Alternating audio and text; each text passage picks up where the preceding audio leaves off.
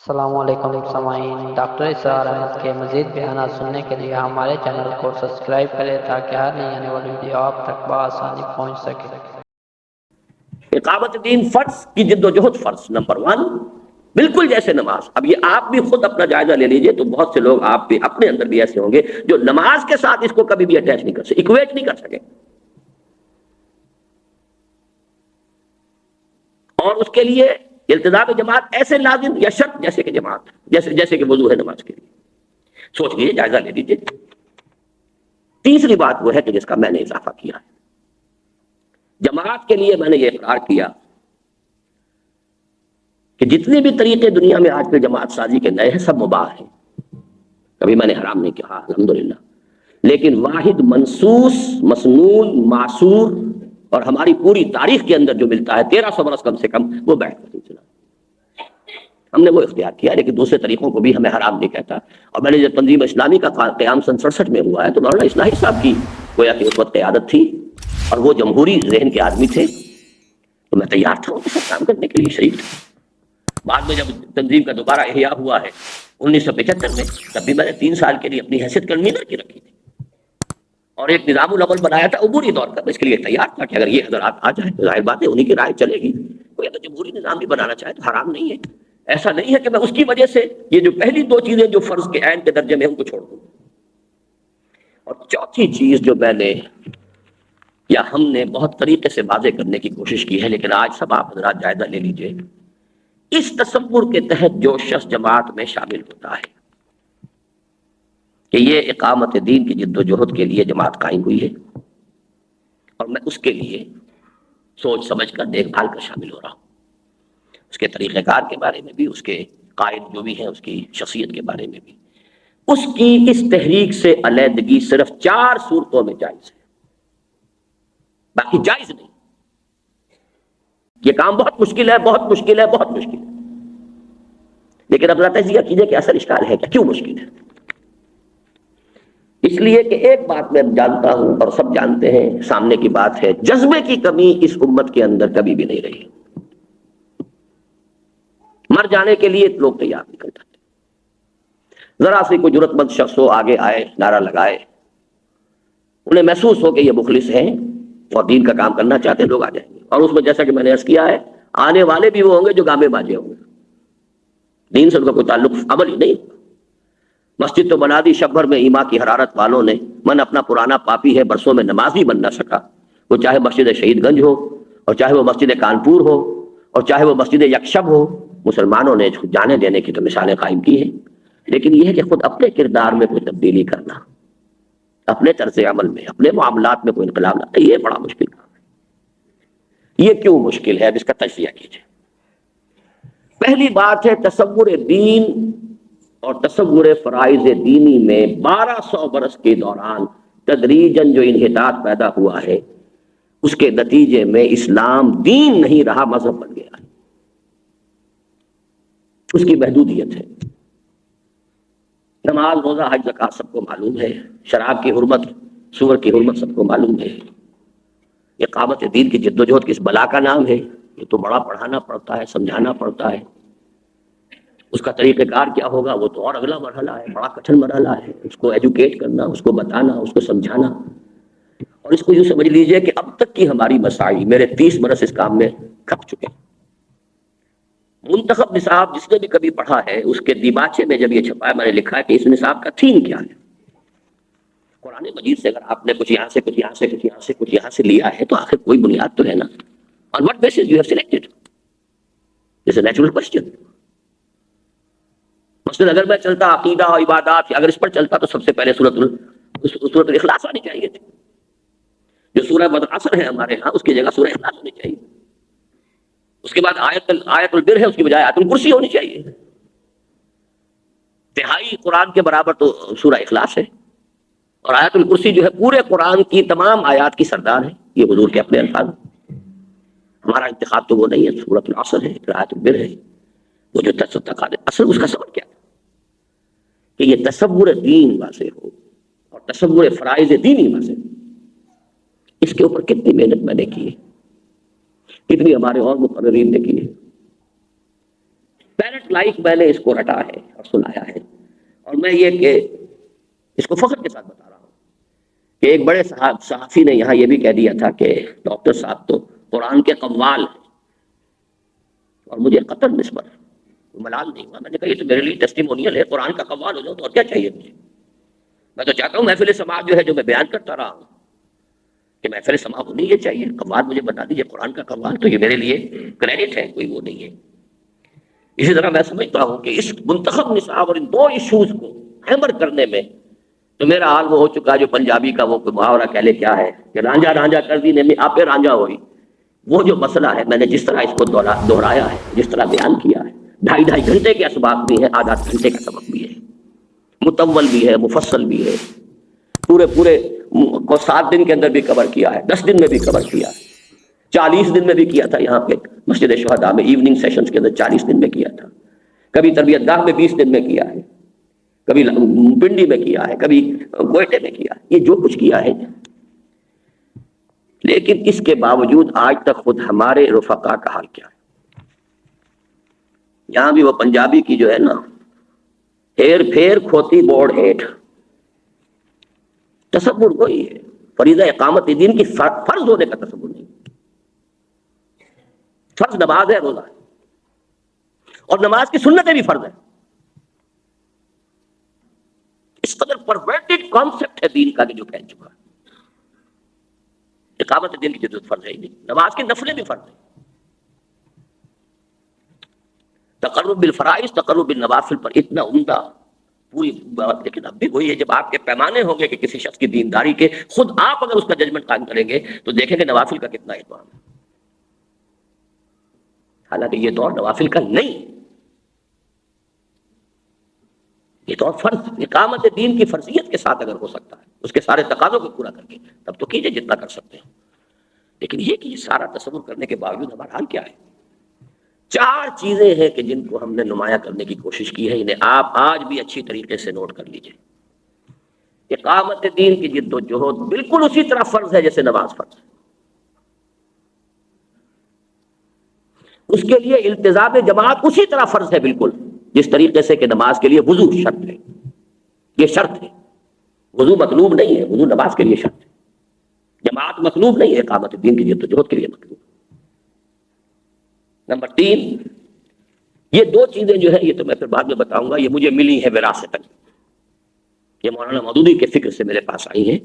چاہے اس کے لیے جذباتی فضا جو بھی تھی وہ علامہ اقبال کی شاعری نے کچھ اور چیزوں نے پیدا کی تھی، حفیظ جالندھری کی شاعری کا بھی اس میں تھوڑا سا حصہ ہے، لیکن ایک معین فکر کی حیثیت سے یہ مولانا مودودی کے ذریعے سے مجھ تک پہنچی ہے بات 19 برس کی عمر میں. اور میں آج تک اس کی حقانیت کا پوری طریقے سے، بلکہ میں نے اس کے جو دلائل دیے ہیں، بہت سے لوگوں نے کہا ہے کہ ایسے واضح دلائل خود مولانا مودودی نہیں دے پائے گا، لیکن فکر صحیح وہیں سے لیا تھا. باقی ان میں رنگ بھر دیا جائے وہ بات دوسری. اقامت دین فرض کی جد و جہد فرض نمبر 1، بالکل جیسے نماز. اب یہ آپ بھی خود اپنا جائزہ لے لیجئے تو بہت سے لوگ آپ بھی اپنے اندر بھی ایسے ہوں گے جو نماز کے ساتھ اس کو کبھی بھی اٹیچ نہیں کر سکے، اکویٹ نہیں کر سکے. اور اس کے لیے التزام جماعت ایسے لازم یا شرط جیسے کہ جماعت، جیسے کہ وضو ہے نماز کے لیے. سوچ لیجیے، جائزہ لے لیجیے. تیسری بات وہ ہے کہ جس کا میں نے اضافہ کیا ہے، جماعت کے لیے میں نے یہ اقرار کیا کہ جتنے بھی طریقے دنیا میں آج کل جماعت سازی کے نئے ہیں سب مباح ہیں. کبھی میں نے حرام نہیں کہا الحمدللہ، لیکن واحد منصوص مسنون معصور اور ہماری پوری تاریخ کے اندر جو ملتا ہے 1300 برس کم سے کم، وہ بیعت کا سلسلہ ہم نے وہ اختیار کیا. لیکن دوسرے طریقوں کو بھی ہمیں حرام نہیں کہتا. اور میں نے جب تنظیم اسلامی کا قیام سن 67 میں ہوا ہے تو مولانا اصلاحی صاحب کی گویا کہ اس وقت قیادت تھی اور وہ جمہوری ذہن کے آدمی تھے، تو میں تیار تھا ان کے ساتھ کام کرنے کے لیے، شریک تھا. بعد میں جب تنظیم کا دوبارہ احیاء ہوا ہے 1975 میں، تب بھی میں نے 3 سال کے لیے اپنی حیثیت کنوینر کی رکھی تھی اور ایک نظام العمل بنایا تھا عبوری طور پر. اس کے لیے تیار تھا کہ اگر یہ حضرات آ جائیں تو ظاہر بات ہے انہی کی رائے چلے گی. کوئی اگر جمہوری نظام بھی بنانا چاہے تو حرام نہیں ہے. ایسا نہیں ہے کہ میں اس کی وجہ سے یہ جو پہلی 2 چیزیں جو فرض کے عین کے درجے میں ان کو چھوڑ دوں. اور چوتھی چیز جو میں نے یا ہم نے بہت طریقے سے واضح کرنے کی کوشش کی ہے، لیکن آج سب آپ حضرات جائزہ لے لیجئے، اس تصور کے تحت جو شخص جماعت میں شامل ہوتا ہے کہ یہ اقامت دین کی جد و جہد کے لیے جماعت قائم ہوئی ہے، اور میں اس کے لیے سوچ سمجھ کر دیکھ بھال کر شامل ہو رہا ہوں۔ اس کے طریقہ کار کے بارے میں بھی، اس کے قائد جو بھی ہیں اس کی شخصیت کے بارے میں بھی۔ اس کی اس تحریک سے علیحدگی صرف 4 صورتوں میں جائز ہے، باقی جائز نہیں۔ پہلی صورت یہ ہے کہ فکر میں اختلاف ہو جائے، اور یہ 2 طرفہ ہو سکتا ہے کہ وہ آدمی محسوس کیے میں جس فکر کو صحیح سمجھ کر آیا تھا اب تو معلوم ہوا کہ فکر بدل گیا ہے۔ یہ بھی ہو سکتا ہے کہ میرا اس وقت ذہن جو ہے پختہ نہیں تھا، میں نے اس فکر کو قبول کر لیا تھا، آج میں سمجھتا ہوں کہ وہ فکر صحیح نہیں ہے۔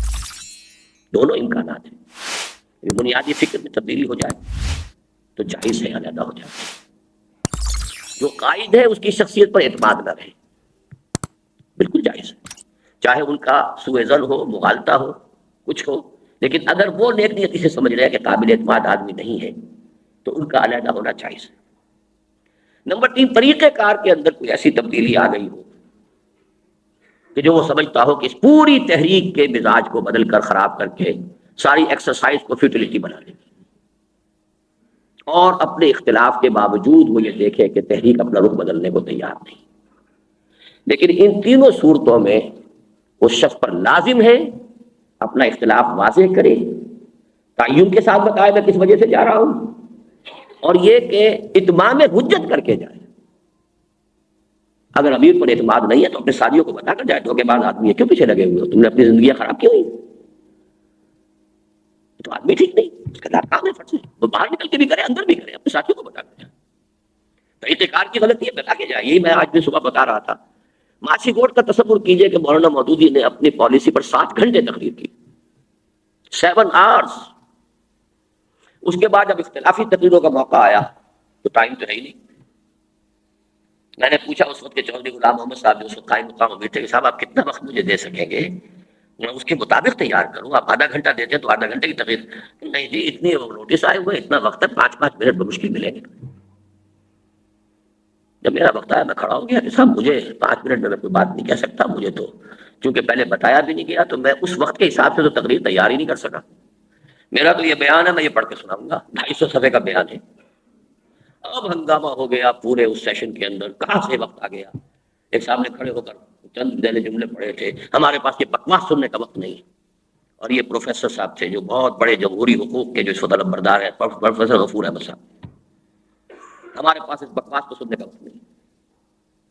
لیکن یہ کہ کھڑے ہوئے ہمارے مرحوم اب ہو گئے بیچارے راؤ خورشید علی خان، انہوں نے کہا کہ ڈاکٹر اسرار اپوزیشن کا لیڈر ہے، لہذا جتنا وقت ملا ہے مولانا مودودی کو اتنا ہی وقت انہیں دینا ہوگا۔ تو ہر طرح کی بات ہو رہی تھی۔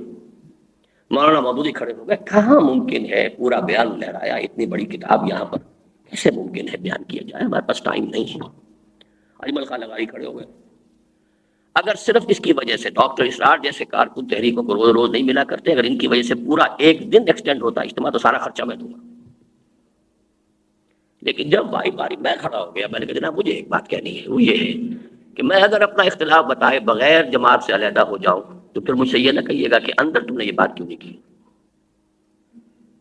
مجھے کوئی شوق تقریر کا نہیں ہے، نہ میں تقریر کر سکتا ہوں۔ 24 برس کی عمر تھی اور مقابلہ تھا مولانا مودودی سے، 25 برس کا ابھی میں پورا نہیں تھا۔ کہا مولانا مودودی 3.5 گھنٹے دینے پڑے ہیں مولانا مودودی کی مخالفت کے باوجود۔ یہ دوسری بات ہے کہ فقرے چست کیے جاتے رہے اور وہ یہ ہوتا رہا اور وہ ہوتا رہا، وہ سارا کچھ تھی، ہوٹنگ ہوئی ہے، سب کچھ ہوا ہے۔ پیچھے بیٹھے ہوئے مصباح الاسلام فاروقی صاحب، اللہ انہیں معاف فرمائے، انہوں نے کہا اچھا ہے، بہت اچھا ہے، گرمانی کے ایجنٹ بھی آ گئے۔ میرے بہنوئی جو ہیں اللہ بخش سیال صاحب وہاں کھڑے ہوئے تھے، انہوں نے وہ ڈانٹ پلائی ہے، وہ تو مجھے جانتے تھے کہ میں کیا ہوں، میں نے کبھی گرمانی سے ملاقات تک نہیں کی اور وہ کہہ رہے ہیں کہ میں شاید گرمانی کا ایجنٹ ہوں جماعت اسلامی۔ بہرحال جو کچھ ہو رہا تھا وہ میں سن رہا تھا، میں اپنا کام کر رہا تھا۔ 3.5 گھنٹے میں نے لیے۔ تو میں یہ اس لیے بیان کر رہا ہوں، مجھے کوئی دلچسپی نہیں ان واقعات کو بیان کرنے سے، فرض ہے یہ آپ تحریک میں شامل ہوئے، بتا کر جائیے کیا اختلاف ہے، یہ رفقا کا حق ہے آپ پر۔ میں کہتا ہوں مولانا اصلاحی صاحب کے غریبان پکڑیں گے ارکان جماعت، اور ان سب کا پکڑیں گے کہ بتا کے کیوں نہیں نکلے تمام۔ کتنے ہی لوگ تھے جو مولانا اصلاحی کی دعوت پر جماعت اسلامی میں شامل ہوئے، بڑے بڑے علماء ساتھ ہیں، یہ ہے وہ ہے، اس سے اعتماد قائم ہوا مولانا مودودی کا، ان کا حق تھا۔ چوتھا سبب ایک اور ہو سکتا ہے جائز، اور وہ یہ ہے کہ اسی کام کے لیے کوئی بہتر جماعت نظر آ جائے۔ تو جماعت مقصود نہیں، کام تو مقصود ہے، اقامت دین کی جد و جہد کے لیے بہتر قائد کے ساتھ یا بہتر طریقہ کار کے ساتھ بہرحال اس کو بھی بتا کے جانا چاہیے۔ وہ جو حدیث ہے کہ لا یؤمن احدکم حتی یؤمن حتی یحب لاخیہ ما یحب لنفسہ، اگر اپنے لیے مجھے کوئی بہتر چیز مل گئی ہے تو میں اپنے بھائی کو بھی بتاؤں کہ یہ بہتر شے ہے، تم بھی اس کو اختیار کرو۔ تو یہ ہے وہ چار چیزیں کہ جو ہم نے بیان کرنے کی اپنی امکانی حد تک کوشش کی۔ ہم نے بیعت کی بنیاد پر جماعت بنائی، اس کا ایک فائدہ جو ہے وہ میں بعد میں بیان کروں گا، ایک فائدہ میں اس وقت بیان کر دیتا ہوں۔ بیعت کی وجہ سے ایک تو منفی پہلو ہے کہ ہماری رفتار بہت کم رہی، ظاہر بات ہے بیعت کرنا بہت بھاری ہے، کسی شخص کا بیعت کرنا شخصی بیعت ہے تو یہ واقعی سوچنے سمجھنے کی بات ہے۔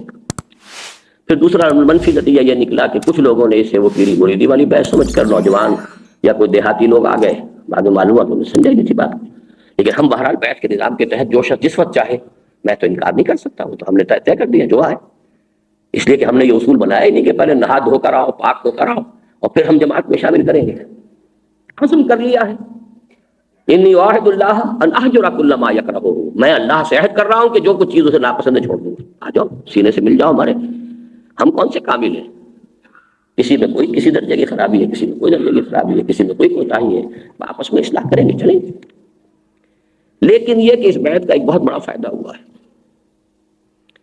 اس میں شامل وہی لوگ ہوئے ہیں کہ جنہوں نے اپنے فرض کی مجبوری کے تحت شمولیت اختیار کی، یا یوں کہیے کہ کم سے کم قائم پھر وہی رہے، جن کے سامنے یہ بات معلوم ہو گئی کہ اقامت دین کی جدوجہد فرض ہے، اس کے لیے التزام جماعت لازم ہے، کیا کریں، کوئی اور بہتر نظر نہیں آ رہا تو جب تک بہتر نہیں ہے بہتر کے اوپر گزارا کریں گے، لیکن فرض کا احساس ہو۔ دوسری چیزیں ہوتی ہیں ایمبیشنز، کوئی میدان آ کے کھل کھیلنے کا، کوئی ترقی درجات، کوئی لیڈرشپ، تو ایسے شیاطین کے لیے یہ لاحول ہے بیعت جو ہے، to ward off that evil spirit۔ لاحول ورا قوت سے جیسے بھاگتا ہے شیطان، ایسے ہی وہ سوچے کہ آگے کیا ہے، راستہ تو کھلا ہے ہی نہیں۔ تو یہ بہت بڑا مثبت فائدہ ہے، کوئی ہنگامے، کوئی فساد، کوئی اختلاف، اللہ کا شکر ہے کہ کوئی ایسی بات ہوئی نہیں، کچھ انڈیویجول زیادہ ہوئے، ٹھیک ہے ہوتے، اس کا تو یہ کہ بات کہنے کی نہیں ہے، لیکن حضور کے زمانے میں کچھ لوگ مرتد ہوئے، ام حبیبہ کا شوہر جا کر مرتد ہوا ہے حبشہ میں، تبھی تو وہ بیوہ ہوئی ہیں، پھر حضور نے پیغام بھیجا ہے، مہاجر ہیں، مہاجر حبشہ، ام حبیبہ ابو سفیان کی بیٹی، سردار بنو امیہ کا، لیکن یہ کہ وہاں جا کر شراب کی لت تھی، شراب کی لت میں شاید ملتی نہیں ہوگی جب تک کہ وہ عیسائیوں کے ساتھ دوستی زیادہ نہ گانٹھے وہاں پر، مرتد ہوا۔ اور بھی مثالیں ہیں، ایک شخص آیا تھا، وہ جب اللہ شاید اس کا نام تھا، بادشاہ تھا، مسلمان ہوا، حضور کے زمانے کی بات نہیں، بات کی بات ہے، کسی مسلمان کا اس کا جو تھا کپڑا وہ مسلمان کے قدموں تلے آ گیا ہے، اس نے پلٹ کے تھپڑ لگایا بادشاہی کے اپنے انداز میں، جا کے حضرت عمر سے اس نے استغاثہ کیا، حضرت عمر نے جوابی تھپڑ رسید کروایا، اسی میں وہ چھوڑ کے چلا گیا، مرتد ہو گئی۔ تو یہ معاملات تو خیر القرون میں بھی ہو سکتے ہیں، ہمارا معاملہ تو بہرحال ایسا ہے کہ ہم سے بالکل خلوص کے ساتھ اور بالکل نیک نیتی کے ساتھ اختلاف کیا جا سکتا ہے، اختلاف کے علاوہ میری شخصیت پر اعتماد اٹھ سکتا ہے، یہ سارے دروازے کھلے ہوئے ہیں، لیکن اس کے بغیر جانا میرے نزدیک جائز نہیں۔ لیکن آپ اندازہ کیجئے کہ اب بھی کیا حال ہے ہمارے ساتھیوں کا، میں دو تازہ مثالیں دینا چاہتا ہوں۔ سالانہ اجتماع کے مقابلے معاملہ ہوا ہے کہ ایک امیر حلقہ نے ساتھیوں سے کہا کہ ظہر کی نماز ہوگی یا کون سی نماز تھی، فرضوں کے فوراً بعد فلاں جگہ پہنچ جائیں۔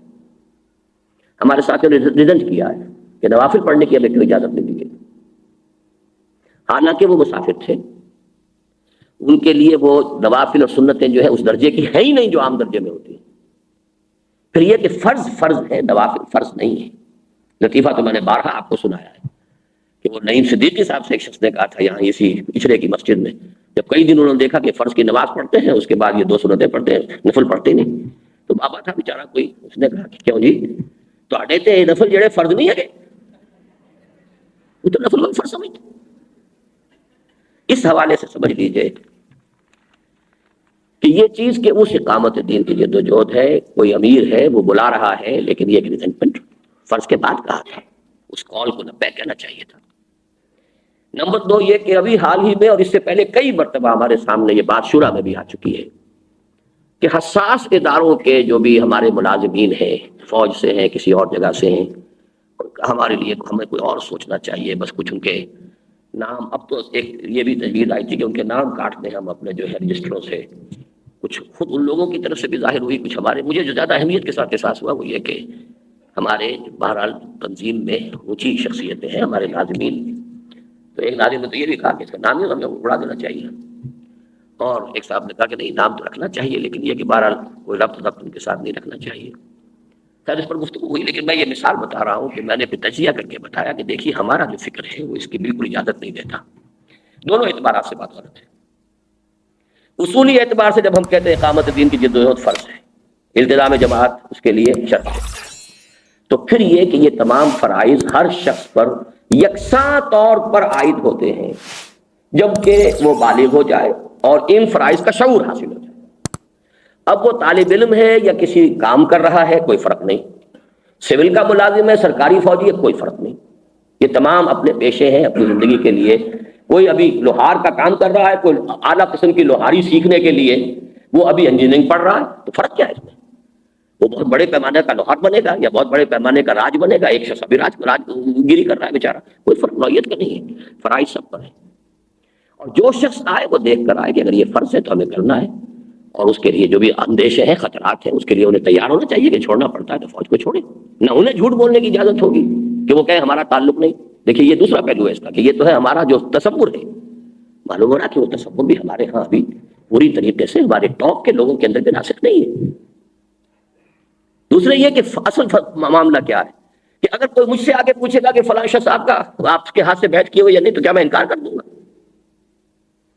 اگر خدا نہ خواستہ جیسے کہ یہ ہمارے بریگیڈیئر صاحب جو ابھی بریگیڈیئر ہوتے تھے اور اب جو وہ پکڑے گئے ہیں جیل میں ہے, کیا نام ہے ان کا, عباسی صاحب, ظہیر الاسلام عباسی. میں تو ان کے صرف عباسی نام سے جانتا ہوں, ظہیر الاسلام بھی میں نے اب پڑھا ہے ان کا نام. ہمارے پورے دورہ ترجمہ قرآن میں شریک رہے, سب کچھ کیا, جوش اور جذبہ اللہ کے فضل سے صحیح پیدا ہوا. اگر وہ بیعت کر لیتے مجھ سے تو پھر ظاہر بات ہے کہ اگر مجھ سے پوچھا جاتا تو کیا مجھے یہ کہنا جائز تھا کہ نہیں انہوں نے مجھ سے بیعت نہیں کی؟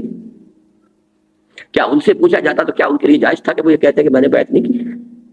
تو جب ان دی لانگ رن وہیں پہنچنا ہے, جھوٹ تو بولنا نہیں ہے, تو پھر احتیاط وغیرہ کرنے کی کیا ضرورت ہے؟ تو بہرحال میں اس وقت مثالی سے اعتبار سے دے رہا ہوں کہ کلیئر کیجیے یہ فرض ہے, اور یہ ہر مسلمان پر فرض ہے, فوجی ہو, سویلین ہو, طالب علم ہو, باشعور ہو گیا. پرائمری کے طالب علم پر فرض نہیں ہے, لیکن یہ کہ طالب علم یونیورسٹی کا ہے, کالج کا ہے, باشعور ہے, اسے معلوم ہو گیا کہ یہ فرائض دینی ہے, اس پر فرض ہے. التزام جماعت شرط ہے. اب اس میں خطرے کسی کو کسی طرح کے آ رہے ہیں, کسی کو اپنی ملازمت 20,000 کی چھوڑ کر 5,000 پہ گزارا کرنا پڑ رہا ہے, تو اسی طریقے سے اگر وہ بھی ملازمتیں چھوڑ دیں گے اور آ جائیں گے. باقی وہ فلسفے ہوتے ہیں ان جماعتوں کے, وہ قادیانی جماعت کا فلسفہ ہے. ایک زمانے میں جماعت اسلامی نے بھی یہ فلسفہ اختیار کر لیا کہ ان کی رکنیت ختم کر کے, اور جو بھی لوگ ہیں ان کی رکنیت لازم نہ کی جائے تاکہ انفلٹریٹ کر سکیں یہ محکموں میں اور سب میں. ہمارا یہ قطعاً طریقہ انقلاب نہیں ہے, اچھی طرح سے وہ ہوتا ہے انفلٹریشن والے. وہ جیوز کا طریقہ کار ہے, وہ قادیانیوں کا طریقہ کار ہے, سازشی طریقہ کار ہے, اور وہ طریقہ کار جو ہے ایک زمانے میں جماعت اسلامی نے اور بہت بڑا نقصان اٹھایا کہ اصل ٹیلنٹ باہر چلا گیا, اور جو کسی وجہ سے ملازمت سے نکال دیے گئے, چاہے پٹواری تھے اور چاہے کوئی ضلع دار تھے, وہ یہاں آ کر امیر حلقہ بن گئے, اور ان کا صورت یہ بن گئی کہ جماعت کا اصل جو تھا ٹاپ کی قیادت جو ہے وہ عام طور پر بہت ہی تھرڈ ریٹ قسم کے لوگوں کے ہاتھوں میں آئی. نہ کوئی یونیورسٹی ایجوکیشن ہے, نہ کوئی دنیا دیکھی ہوئی ہے. وہ نکال دیے, پٹواری صاحب تھے, وہ نکال دیے گئے تھے جماعت کی رکنیت سے. اب ظاہر بات ہے انہیں کہیں نہ کہیں تو ایڈجسٹ کرنا ہی تھا. وہ آئے اور وہ پھر حلقے کے اندر جو ہے وہ قیم بن گئے. پورا حلقہ جو اس کی ان کی ایک وہ بن گیا, ایک جاگیر. اب میں نام نہیں لینا چاہتا, یہ پوری مثالیں جو میں نے جا کر جماعت میں داخل ہوتے ہی دیکھی ہیں, جو کیونکہ میرا تو اصل جو وقت ہے تحریک کے ساتھ وہ جمعیت طلبہ کے ساتھ گزرا. بہرحال یہ سمجھ لیجئے کہ ہمارے نزدیک یہ 4 چیزیں لازم ہیں, اور ان کی ابھی پختگی جو ہے خود ہمارے بہت سے سینئر لوگوں کے ذہنوں میں بھی موجود نہیں ہے. وجہ کیا ہے؟ 1200 برس کی تاریخ ہے, کوئی معمولی نہیں. اس صدی کا قصہ ہے, 2-4 برس کی بات نہیں کہا تھا اس نے حفیظ جالندری نے, یہ 12 صدی کا قصہ ہے, 2-4 برس کی بات. لہذا اس کا ہوتے ہوتے جہاں پہ نتیجہ نکلا ہے وہ یہ ہے کہ یہ کوئی فرض برض کے کھاتے میں ہے ہی نہیں. یہی وجہ ہے انی آمرکم بخمس, یہ حدیث کسی کو معلوم ہی نہیں, سنائی نہیں گئی. مدرس حدیث کہتے ہیں کہ الفاظ غیر مانوس ہیں, ہم نے کبھی پڑھے ہی نہیں, حالانکہ یہ مشکات کے اندر موجود ہے. آمرکم بخمس بالجماعت والسمع والطاعت والہجرۃ والجہاد فی سبیل اللہ. جب اقامت دین ہی ذہنوں سے اوجل ہو تو یہ چیزیں جو ہے irrelevant ہیں. اصل ہے یہ کہ وہ 5 چیزیں ہیں, کلمہ شہادت, نماز, روزہ, حج اور زکات, وہ سب کو یاد ہے. متن یاد نہ ہو, مفہوم تو سب کو یاد ہے. دوسری مشکل کا پہلو کیا ہے؟ ہم جس قوم میں کام کر رہے ہیں اس پر ایک عذاب الہی مجموعی طور پر آ چکا ہے، اور وہ نفاق عملی کا عذاب ہے۔ کتنی تقریروں میں بیان کر چکا ہوں، منہم من عاہد اللہ کے حوالے سے سورہ توبہ کی 75 76 77 آیات۔ کانپ جاتا ہوں کہ وہاں آخری آیت میں، بلکہ میں روک دیتا ہوں، ہمت نہیں ہوتی وہ آخری الفاظ اس کے ادا کرنے کے۔ فَعَاقَبَهُمْ نِفَاقًا فِي قُلُوبِهِمْ إِلَىٰ يَوْمِ يَلْقَوْنَهُ، یہ قیامت تک اب نفاق ان کے دلوں میں رہے گا۔ کانپ جاتا ہوں، میرا تو جی چاہتا ہے کہ توبہ کی توفیق مل جائے، کوشش اسی کی کر رہے ہیں، لیکن آیت کے الفاظ کس کو سخت، وہ نفاق عملی جو ہے، نفاق عملی اس میں سب سے اہم ایفاء عہد، جھوٹ، ایفاء عہد اور خیانت، یہ تین چیزیں اس کے اندر آئی ہیں، جھوٹ اور وعدہ خلافی، اور یہ تین چیزیں ہیں آیت المنافق ثلاث۔ ایفاء عہد کا کہاں رہ گیا ہمارا؟ چھوٹے سے چھوٹے، بڑے سے بڑے عہد اٹھا کے ایسے ہم پھینک دیتے ہیں، کوئی اس کے اندر ہمارے ہاں وہ ہے ہی نہیں، اب بھی نہیں ہے، ریشو پروپورشن ہی نہیں ہے۔ کسی چیز کو فرض سمجھ کر ایک جماعت کو اختیار کیا ہے، اس کے ڈسپلن کو جب چاہ، ایک دوست ملنے آ گیا تھا بس اللہ اللہ کا، تو دوست ملنے آ گیا تھا لہذا اجتماع میں نہیں آئے۔ یہ پابندی، عہد کی پابندی، کہ اس نظام العمل کی پابندی کرنے کا عہد کیا جا رہا ہے۔ تو یہ نفاق عملی سے جو ہے کہ ہم بھی اسی قوم میں سے ہم بھی نکلے ہیں، اسی قوم میں سے اور لوگ ہمیں مل رہے ہیں، تو اس میں بڑی محنت کی ضرورت ہے، بہت وقت لگے گا اس کے اندر، استقامت کے ساتھ، صبر کے ساتھ کام کرنا۔ تیسری چیز وہ ذاتی ہے، جو میرے لیے ڈیفیکلٹی ہے، یہ دو تو ہے عام، لیکن میری یا ہماری یا تنظیم کی ایک ہی شے ہے۔ وہ ڈیفیکلٹی اچھی طرح سمجھ لیجیے، وہ یہ ہے، اس تصور دین کا اور اس دعوت کا پہلا ولولہ غلغلہ ابوالکلام نے بلند کیا، حزب اللہ بنائی اور بیعت کی بنیاد پر بنائی۔ لیکن جب ٹریڈیشنل علماء، وہی محدود مذہب کے تصور والے علماء کی مخالفت شدید ہوئی، وہ میدان چھوڑ گئے، انہوں نے بساط لپیٹ دی، پھر نام ہی نہیں لیا، کانگریس میں شریک ہوئے، میدان بالکل خالی ہو گیا۔ لہذا مولانا مودودی مرحوم کے لیے کام بہت آسان تھا، انہوں نے وہاں سے بات شروع کی، اصل داعی سو چکا ہے، خاموش ہو چکا ہے، نہ اس کی کوئی جماعت باقی ہے، لہذا انہوں نے جب فکر پیش کیا تو معلوم ہوا کہ یہ تو اوریجنل ان کا فکر ہے۔ تو کس کو یاد تھا کہ یہ ابوالکلام کے جو اداریے تھے الہلال البلاغ کے، تقریباً وہ اداریے ہیں کہ جن کو مرتب کیا ہے، اس میں یقیناً ایک رنگ پیدا کیا ہے جو مولانا مودودی کی پہلی کتاب ہے الجہاد فی الاسلام، کس کو یاد تھا؟ There was a gap of about 20 years۔ اس فکر کو لے کر آئے، اسی اصطلاح کو لے کر آئے تھے، حکومت الہیہ ابوالکلام کی، حکومت الہیہ مولانا مودودی کی، جماعت اسلامی قائم کی، اسی الہیہ سے کی، وہ سارا معاملہ وہی ہے۔ لیکن لوگوں نے بھی یہ سمجھا اور انہیں یہ پوزیشن مل گئی کہ اس کی جماعت کوئی اور موجود نہیں تھی، تو یہ نیا فکر سا محسوس ہوا، اور نئے فکر کے اندر کوئی مقابلے میں اور تھا ہی نہیں، باقی سب سیاسی لوگ تھے، یا کانگریس کے ساتھ ہے یا مسلم لیگ کے ساتھ ہے، اقامت دین کی مدعی جماعت میں کوئی اور موجود نہیں تھی۔ It was very easy for Maulana Maududi. لیکن میرا معاملہ کیا رہا کہ وہ خود بھی موجود، ان کی جماعت بھی موجود، اقامت دین کے ٹھیکیدار بھی موجود، اس اصطلاح کو وضع کرنے والے بھی موجود، اس کا سب سے بڑے پروپرائٹری رائٹس رکھنے والے بھی موجود، ہمارا فکر بھی وہی، ہم نے اس سے اپنا تعلق نہیں کاٹا، ہم نے اسے کہا کہ ٹھیک ہے یہ اسی فکر کو ہم لے کر چل رہے ہیں، لیکن یہ کہ اس فکر کا اصل آدمی جو ہے وہ موجود ہے، وہ اپنا راستہ لے کر چل رہا ہے، پوری تحریک ہے، جماعت ہے۔ یہاں ہمارے لیے کام کرنا 10 گنا مشکل۔ جماعت اسلامی کے نام سے ابھی 5-6 جماعتیں موجود ہیں، اس سالانہ اجتماع معلومہ چھٹی جماعت بھی ہے جماعت اسلامی کے نام سے۔ جماعت اسلامی بھارت ہے، جماعت اسلامی مشرقی پاکستان، یہ بنگلہ دیش ہے، جماعت اسلامی آکوپائیڈ کشمیر ہے، جماعت اسلامی آزاد کشمیر ہے، جماعت اسلامی پاکستان ہے، جماعت اسلامی سری لنکا ہے۔ یہ چھٹا جو ہے اضافہ مجھے اب معلوم ہوا، وہ نام ہے، وہ فکر ہے، وہ سوچ ہے، پھر ہم اس کو ڈینائی نہیں کرتے، ہم اس کی نفی نہیں کرتے، ہم کہتے ہیں بھائی 90%، اب بھی میں کہتا ہوں 90% وہ تحریک طریقے اب بھی یہاں پر تھی، البتہ انحراف کیا۔ انحراف کسی کی سمجھ میں آتا ہے، کسی سمجھ میں نہیں آتا۔ جن کی سمجھ میں آ گیا، میاں طفیل صاحب اب تک کر رہے ہیں فریاد کہ پتہ نہیں اس نے کیا گھول کے پلا دیا تھا اس نوجوان ڈاکٹر نے کہ جس نے پڑھا اس کی بات ماری گئی۔ اور ابھی ہم ملنے گئے تھے ان سے تو انہوں نے اس وقت کوئی لفظ اور بھی ثقیل استعمال کیا تھا، تو آپ کا کمال ہے کہ اتنے بڑے عالم دین کو کیا کر دیا، وہ صحیح لفظ مجھے یاد نہیں ہے، لیکن بڑا ثقیل اور بڑا غلیظ لفظ بولا تھا۔ لیکن یہ کہ میری تقریر، میرا وہ آیا بیان سامنے، تو جس کے سمجھ میں آیا وہ شاذ، پھر جو بوڑھے تھے وہ ان کے ہمت جواب دے چکے تھے، اب کام کرنے کے لیے داعیہ نہیں تھا، لگا دیے 20 سال، دوبارہ جو ہے اصل ہمت کرنا آسان کام تو نہیں۔ مان لیا کہ بات صحیح ہے، 100% صحیح ہے، ساتھ دینے کے لیے آمادہ ہونا پڑی، اس کے لیے بڑے فیصلے کرنے پڑتے ہیں۔ تو یہ ہے وہ تیسری مشکل کہ جو ہے ہمارے لیے بھی ہے، خاص طور پہ میرے لیے تھی، یہ ہے ہمارے کام کی مشکلات۔ اب اصل چیلنج جو ہے ہمارے لیے، اس کا تجزیہ کر لیجئے۔ پھر نمبر 1، ہمیں فکر کی حفاظت کرنی ہے۔ اس فکر کے ضمن میں آج میں کچھ باتیں آپ سے عرض کر رہا ہوں، ذرا ہمت کر کے سن لیجئے۔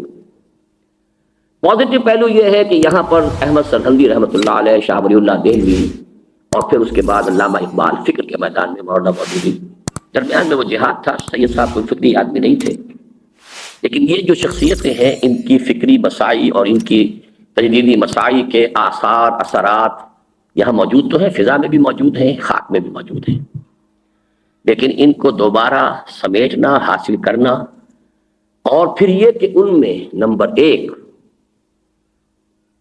اس کے اندر ارتقاء کی ضرورت ہے، بلکہ بعض اعتبارات سے تصحیح کی بھی ضرورت ہے۔ فکر کامل نہیں آپ اس کو کہہ سکتے۔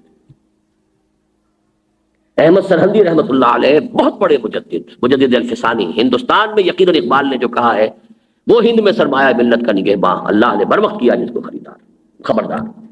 لیکن یہ ہے کہ انہوں نے جس شدت کے ساتھ وحدت الوجود کی نفی کی تھی، وہ اس لیے تو مفید رہا کہ وہ اماؤس تھی، اور وہ جس سے کہ وہ دور ہو رہا تھا تشخص اسلام کا اور شریعت کا، اس کا تو انہوں نے منہ پھیر دیا۔ لیکن یہ ہے کہ اس میں کچھ انتہا پسندی بھی تھی۔ شیخ عبدالحق محدث دہلوی نے بھی اس سے اختلاف کیا، اور پھر شاہ ولی اللہ دہلوی نے اس کے بارے میں صحیح رائے قائم کی ہے، تطبیق وحدت الشہود اور وحدت الوجود میں۔ لیکن احمد سرہندی رحمۃ اللہ علیہ دوسرا کام انہوں نے بہت بڑا کیا، اتباع سنت، اتباع سنت، اتباع سنت، جو صوفیوں کے ہاں بالکل ختم ہو گیا تھا۔ لیکن اس اتباع سنت میں ان کے سامنے جہاں تک تصوف میں غیر مسنون اشغال آ چکے تھے، انہوں نے بھی نہیں نکالا۔ وہ تصورات جو کہ تو لے کر چلے ہیں، کالی پیلی نیلی روشنی والے تصورات وہاں بھی موجود ہیں۔ آج بھی جو سلسلہ مجددیہ کے لوگ ہیں، وہ سارے انہی فلسفوں کو لے کر چل رہے ہیں، جن کا کوئی ذکر پورے قرآن میں نہیں، حدیث میں نہیں، صحابہ کے اقوال میں نہیں، کہیں بھی نہیں۔ وہ تو کہیں ادھر ادھر سے آئی ہوئی چیزیں ہیں۔ فلاں لطیفہ جب جاگ جاتا تو نیلی روشنی نظر آتی ہے، فلاں لطیفہ جاگ جاتا تو وہ پتہ نہیں یہ روشنی نظر آتی۔ یہ تو کتاب و سنت سے کوئی تعلق نہیں۔ تو تصوف کی ایک اعتبار سے تو انہوں نے صحیح کر دی، لیکن دوسرے پہلو سے تو وہ، اور یہ جان لیجئے کہ غیر نبی کو ایک کام بھی کر دے تو بہت بڑی بات ہوتی ہے، اس کا تو یہ کہ اس کے اثرات کو دیکھ کر اندازہ کرتے ہیں، لیکن کسی کا بھی غیر نبی کا کام کامل تو نہیں ہو سکتا۔ اسی طرح آگے چلیے، شاہ ولی اللہ دہلوی رحمۃ اللہ علیہ، انہوں نے جہاں تک کہ حکمت احکام کا تعلق ہے بہت نمایاں کام کیا حجت اللہ البالغہ میں، اور پہلی مرتبہ کیا۔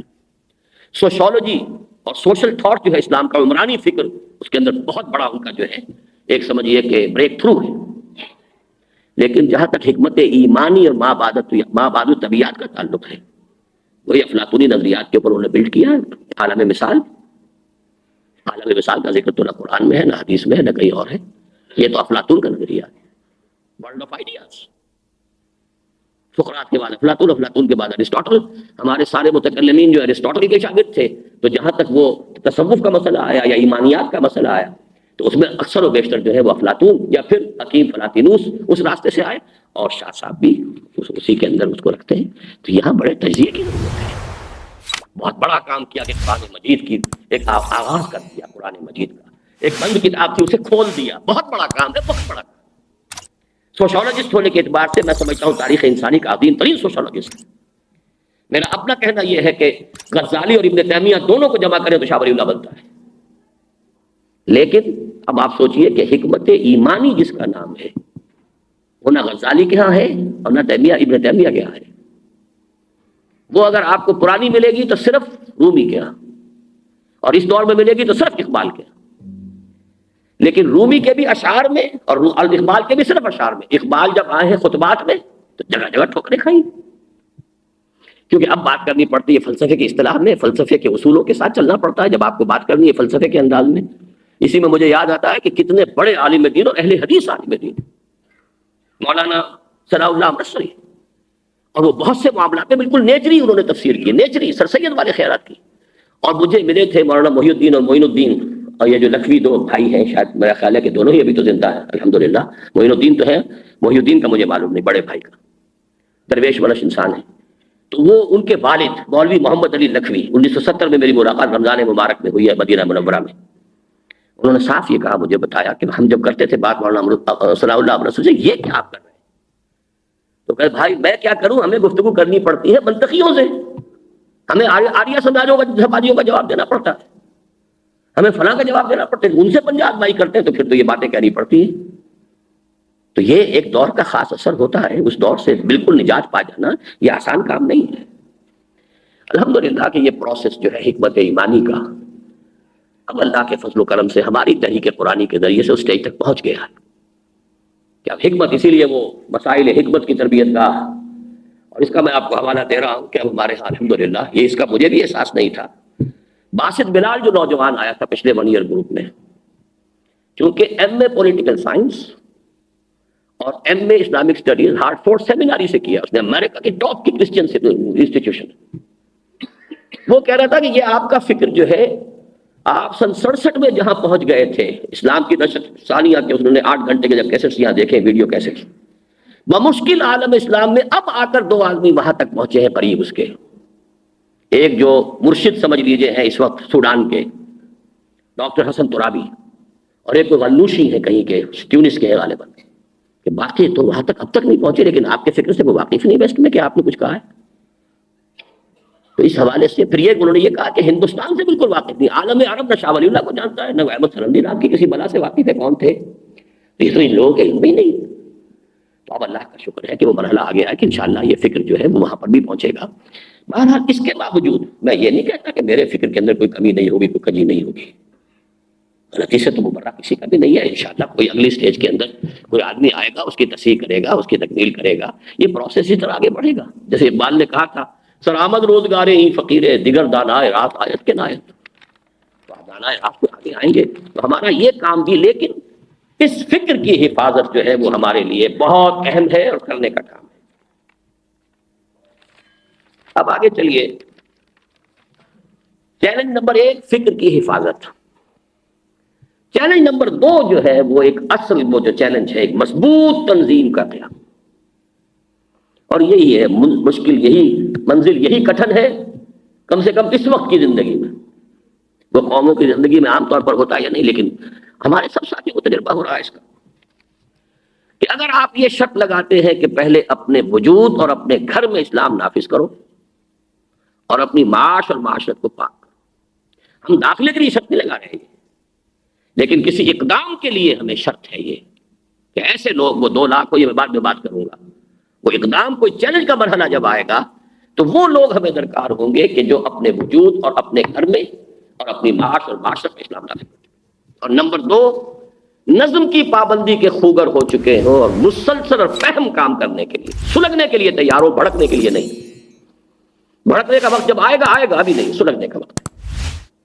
نغمہ ہے بلبل شوریدہ تیرا خام ابھی اپنے سینے میں، اسے اور ذرا تھام ابھی سلگنے کا وقت ہے، بھڑکنے کا نہیں۔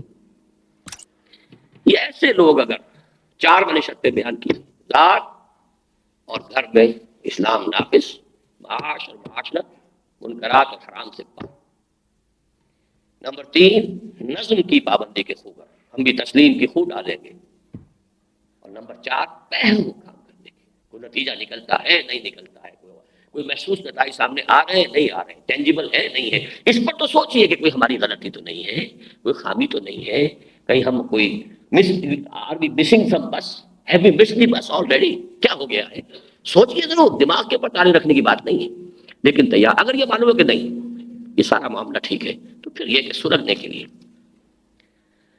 اب میں نے پہلے تو کہا تھا کہ ایسے آدمی کم سے کم 2 لاکھ ہوں، اب میں بھی اپنا کچھ معیار کم کرنے پر آ رہا ہوں، کم سے کم 50,000 آدمی تو۔ آپ خود سوچئے کہ کیا اتنا بڑا کام یہ تاریخ میں ایک دفعہ ہوا ہے۔ تھوڑی سی نفری جمع کریں، کہیں ہنگامہ کرا دیں، 2-4 آدمی شہید ہو جائیں گے، کیا سے ہوگا؟ 50,000 آدمی کم سے کم۔ اب یہ آپ دیکھیے کہ ابھی ہمارے پاس ہیں کتنے، میں تو نہیں سمجھتا کہ 500 سے زائد ہیں، اور شاید وہ بھی ان میں بھی کچے پکے شامل کریں گے تو 500 بنے گے۔ تو ہم کیسے کوئی اقدام کریں؟ کس بلتے پہ تتا پانی، کیا سوچتے؟ اگرچہ روشن پہلو بھی ہمارے سامنے، مایوس ہونے کی بات نہیں ہے۔ ہماری بات جب قاضی صاحب کے سامنے گئی ہے، قاضی انہوں نے کہا کہ واقعتاً تنظیم اسلامی ایک تنظیم ہے، ڈاکٹر صاحب انہوں نے جو بھی میری تعریف کے الفاظ استعمال کیے، بڑی محنت کی ہے، بہت خلوص سے کی، ہم کی بہت عزت کرتے ہیں، ان کے ساتھ کوئی وفاق بنانے کے لیے بھی ہم آمادہ ہوں گے، لیکن یہ نہیں سمجھے کہ صاحب کا نام کیوں بیچ میں ڈال دیا، ان کی کیا حیثیت؟ اب وہ تازہ مسئلہ ہے زیادہ، ان سے تو گرمی بہت زیادہ، انہوں نے پھر کھل کر جو ان کے اوپر ذاتی الزامات لگائے ہیں۔ لیکن یہ اسی طریقے سے اسد اللہ بھٹو صاحب کی بات ایک آپ کو سنائی تھی، راوی یہاں بیٹھے ہوئے ہیں، یہ جماعت اسلامی کے امیر ہیں سکھر کے، انہوں نے کہا کہ تنظیمیں تو دو ہی ہیں، یا جماعت اسلامی یا تنظیم، ان کا آپ تنظیم اسلامی کو بھی واقعتاً شمار خدار کے قابل سمجھتے ہیں؟ ان کا کہ آپ کے آدمی کم ہے لیکن آپ کا ایک ایک آدمی ہمارے 10 آدمیوں سے بہتر ہے۔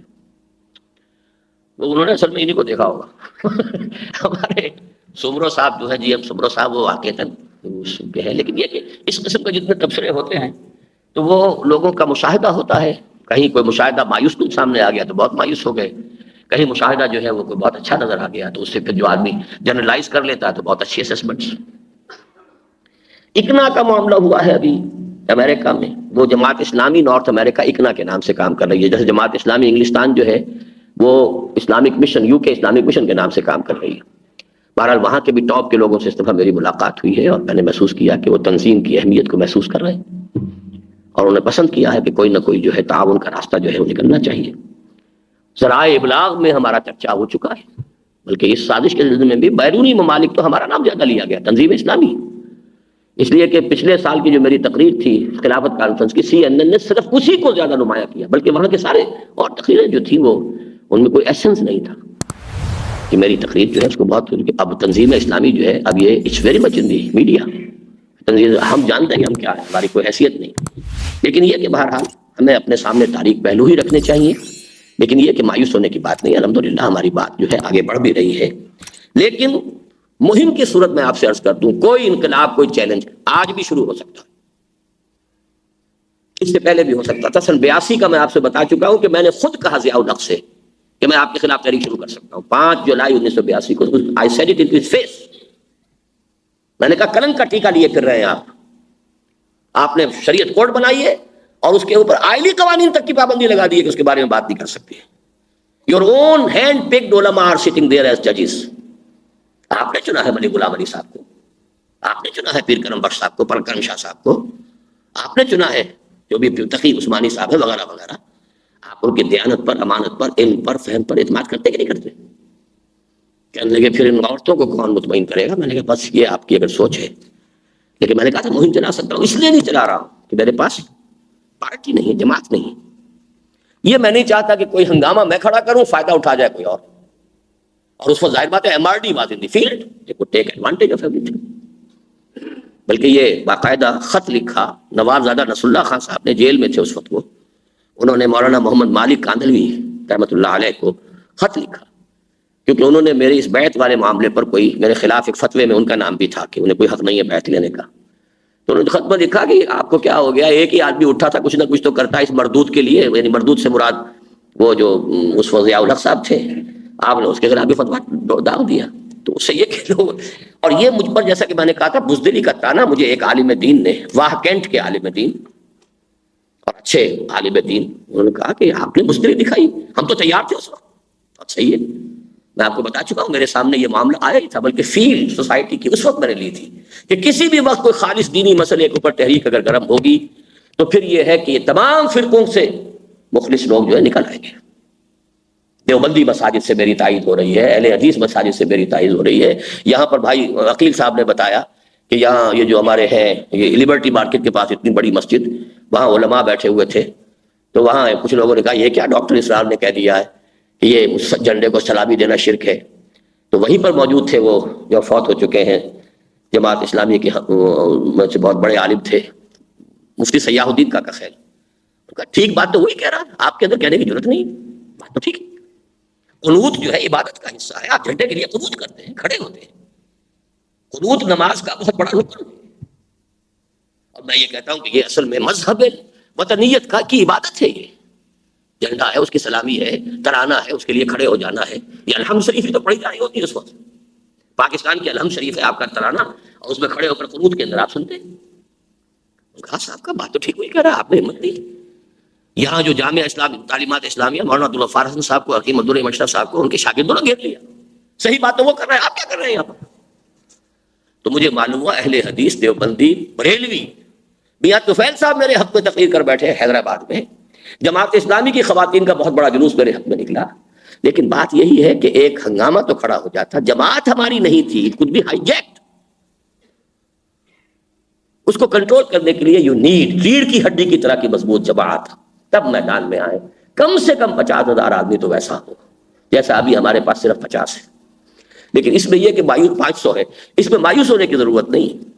میں بتا چکا ہوں کہ انقلابی عمل کے اندر وہ کوئی ارتھمیٹک پروگریشن یا جیومیٹرک پروگریشن نہیں چلتی، ہمیں کچھ پتا نہیں ہے کب راؤنڈ دی کارنر کیا ہے، کہاں سے وہ راستہ کھل جائے اور کہاں سے جو ہے ہمیں جو ہے تعداد بڑی تعداد کے اندر لوگ مل جائیں، ہمیں نہیں معلوم۔ ہمیں اس کی بھی نیگیشن نہیں کرنی چاہیے، ہو سکتا ہے کہ ہماری اپنی زندگیوں میں انقلاب آئے، اللہ ہمارے ہاتھوں سے یہ کام کروا لے، اللہ کی قدرت سے بعید نہیں ہے، لیکن ہم جو حساب کتاب جوڑیں گے، اقدام کا فیصلہ کریں گے، وہ اپنا سورہ کبریٰ دیکھ کر، اپنی طاقت دیکھ کر، اپنی انداز تنظیمی صلاحیت اور جو قوت ہے اس کو دیکھ کر کریں گے۔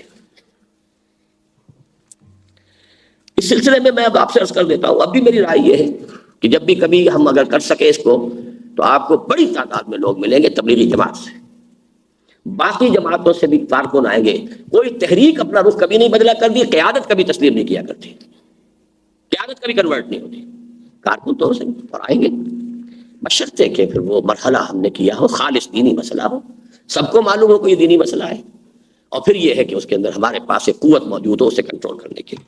بہرحال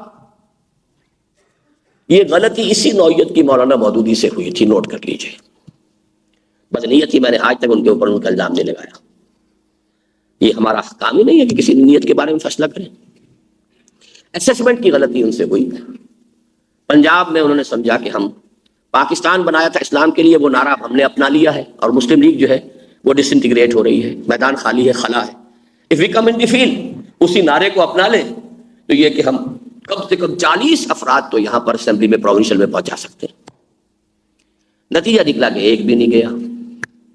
اب یہ وقت تھا کہ انہیں ری ایسس کرنا چاہیے تھا کہ غلطی ہوئی، حساب کتاب صحیح نہیں ہے، ہمارے اندازے صحیح نہیں ہیں، قوم کے بارے میں ہمارے اندازے صحیح نہیں ہیں۔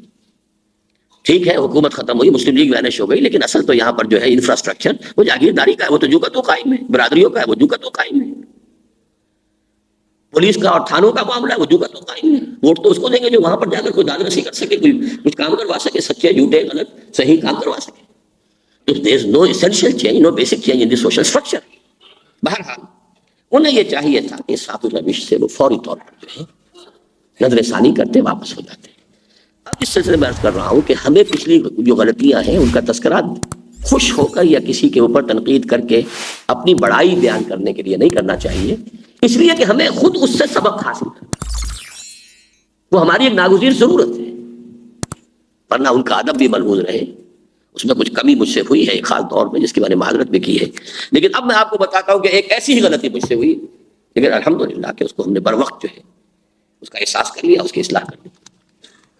ہم نے سن 91 سے تحریک خلافت شروع کی، اور میں حیران رہ گیا کہ 2000 کا جلسہ ہے تو 200 فارم پر ہو گئے معاونین کی۔ حالانکہ میں سمجھتا ہوں کہ لوگ اکثر آج کل نام بھی دینے کو تیار نہیں ہوتے، کہ پتہ نہیں کہیں درج ہو جائے گا، کیا ہو جائے گا، کوئی پولیس کو کھاتے میں پہنچ جائے گا، کہیں اور ہو جائے گا۔ تو اس حوالے سے 200 میں نے اس سے ایک نظریہ نکالا کہ ذرا نم ہو تو یہ مٹی بہت زرخیز ہے صاحب۔ اندازہ یہ تھا کہ 200 میں سے 20 تو نکلیں گے جو کچھ کام کرنے کو تیار ہو، لیکن اندازہ یہ ہوا کہ نہیں، یہ پرسنٹیج بھی کام کے لیے وقت اور پیسہ لگانے کو تیار۔ اس میں کوئی کمی اگر رہی ہے، بہت سے جگہوں پر ہمارے ساتھیوں کی کمی نہیں رہی ہے، وہاں بھی رزلٹ یہی تھا، اور کمی رہی بھی ہے تو اس کی وجہ یہ ہے کہ پھر وہ بھی ہماری کمی ہے یا اوور اسیسمنٹ تھی کہ ہم اس قابل ہو چکے ہیں کہ اس تحریک کو اس انداز میں ہم لے کر چل سکتے ہیں۔ آخر کار جو ہوا وہ یہی ہوا کہ وہ ہمارے ناظمین اور ہمارے ذمہ داروں کے اوپر ایک دو طرفہ بوجھ آ گیا، کاغذی کارروائی ہو رہی ہے، باقی کچھ بھی نہیں۔ تو اس کا ہم نے جلدی نوٹس لیا، حالانکہ میں نے کتنے شد و مت سے شروع کی تھی تحریک۔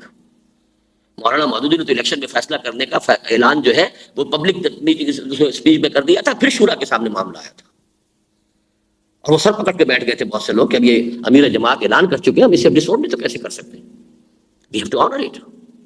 میں نے یہاں شورا میں، ایکسٹینڈیڈ شورا میں، پھر لاہور میں، پھر کراچی میں، میرا خیال ہے 6 مہینے ہم نے لگائے اس کام کے اندر، پھر ایک فیصلہ کیا ہے، اور اس میں میجورٹی کی بھی رائے میرے ساتھ آ چکی تھی، تب ہوا ہے۔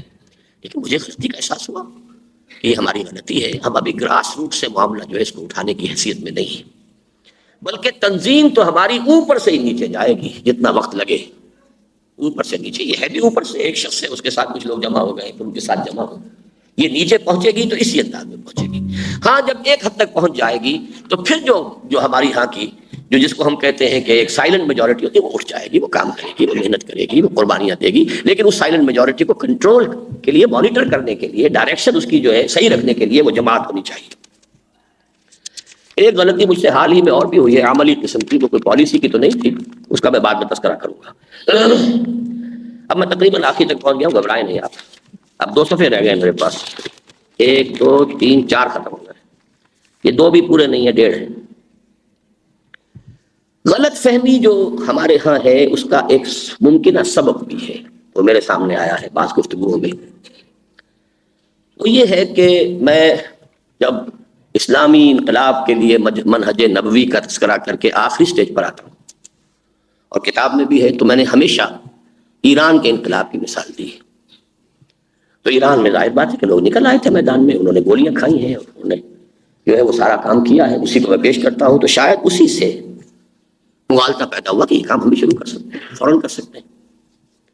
تو اس میں ایک بات تو یہ نوٹ کیجئے کہ میں نے کبھی بھی انقلاب ایران کے ٹوٹل پروسیس کو انڈورس نہیں کیا، بلکہ میں نے بعض اوقات یہ بھی کہا کہ میں اسے ٹرو ریولوشن مانتا ہی نہیں. عام دنیاوی اعتبارات سے وہ ریولوشن ہے، یہ کہ بادشاہی نظام ختم ہو کر تھیوکریسی کا نظام قائم ہو گیا، یہ ریولوشن ہے. لیکن ٹرو ریولوشن کی کچھ اور شرائط بھی ہے کہ کوئی بیسک چینج آئے. اصل جو سٹرکچر ہے سوسائٹی کا، پولیٹیکو سوشو اکنامک سٹرکچر، وہ جاگیرداری، یہ وہ چیزیں جو کہ تو برقرار ہیں. سود وود کا معاملہ بھی نہیں ہو سکا ہے وہاں، اس لیے کہ وہی جو فقہ اسلامی کے اندر جو ہمارے ہاں چیزیں آئی ہوئی ہیں، وہ ان کے یہاں بھی آئی ہوئی ہیں. ان کی کوئی آسمان سے تو فقہ نہیں نازل ہوئی. 1200 برس جو ہم پر بھی تھے ان پر بھی بیتے ہیں. جاگیرداری اور سود کے لیے جو بھی ہیلے ہمارے ہاں ہیں وہ وہاں بھی موجود ہیں. لیکن میری دوسری وضاحتیں جو ہیں وہ میں سمجھتا ہوں کہ شاید ان کو میں نے آخری مرحلے میں مثال کے طور پر تو پیش کیا انہیں کہ ایک ان آرمڈ ریوولٹ، اس کے لیے مثال پیش کی انہوں نے. لیکن 2 چیزیں نوٹ کیجئے، میں نے بہت تفصیل سے بہت سے مواقع پر بیان کیا ہے کہ یہ پروسیس ریولیوشنری نہیں تھا. اینٹی بھٹو موومنٹ، اینٹی شاہ موومنٹ، یہ دونوں موومنٹس بالکل پیرلل، کنٹمپریری اینڈ سملر تھی. تمام sheds of opinion, rightist, leftist, مذہبی، لبرلز، آرتھوڈاکس، سیکولر جمع ہو گئے بھٹو کے خلاف، شاہ کے خلاف.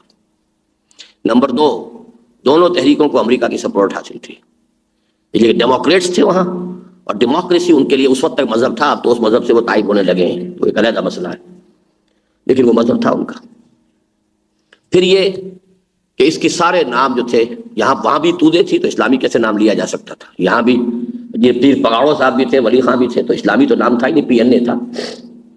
البتہ جب تحریک کا وقت آیا، جانے دینے کی ضرورت پیش آئی، تو اسلام کا نام لیا گیا، وہاں بھی یہاں بھی. لیکن یہاں کوئی مذہبی قیادت، کوئی ریلیجس ہائرارکی تھی ہی نہیں، لہذا ایک ٹوکن قیادت آئی صرف، اور وہ مولانا مفتی محمود صاحب کی تھی. وہ ٹوکن قیادت تھی، حقیقی قیادت نہیں تھی.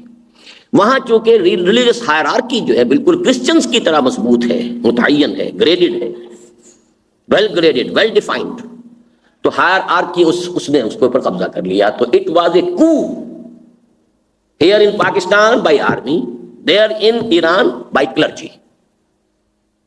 یہ ہے اس کا اصل جو میں پوسٹ مارٹم ان دونوں تحریکوں میں کرتا ہوں. اور آپ کو معلوم ہے کہ مسجد خضرا سے میں نکلا تھا اسی وجہ سے کہ میں نے اس تحریک کو، PNA کی تحریک کو دینی تحریک نہیں کہا تھا، میں نے کہا تھا خالص سیاسی تحریک. اور اس وقت جو جوش و خروش تھا لوگوں میں، تو وہاں پہ جو بھی کچھ حلقے تھے جماعت اسلامی کے، خاص طور پر انہوں نے اسے منور کیا. تو ظاہر بات ہے انہوں نے صاف تو نہیں کہا تھا کہ آپ یہاں سے نکل جائیں، لیکن مجھے پریشان کرنا شروع کر دیا، میں چھوڑ کر آ گیا. میں نے تو طے کر لیا تھا کہ آئندہ کسی مسجد کے اندر جو ہے اپنا وہ درس یا خطبہ نہیں کروں گا. لیکن اس کے بعد یہ جو کرنل سلامت اللہ صاحب تھے، اور یہ واقعہ بھی ریکارڈ پر آ جائے، وہ 70 برس کا بلکہ اس سے اوپر کا بوڑھا جو ہے، قد شاید 6.5 فٹ ان کا بھی تھا، جیسے ہمارے مولوی محمد، یہ مولوی اکرم آوان صاحب کا ہے، ویسے ہی قد تھا، بڑا دبنگ آدمی. وہ آ کر 1-2 دفعہ تو انہوں نے کہا آپ شروع کر دیجئے، میں نے انکار کر دیا، میں تو اب بھر پایا مسجدوں کے نظام سے. لیکن اس کے بعد پھر وہ آ کے ایک روز میرے دفتر کے آگے کرسی دھوپ کے اندر بٹھا کے بیٹھ گیا. میں یہاں سے اٹھتا ہی نہیں جب تک تم نہیں مانو گے. تب یہ مسجد دارالسلام کا خطبہ شروع ہوا تھا میرا. اب میں کیا کروں آپ کا، ٹھیک ہے.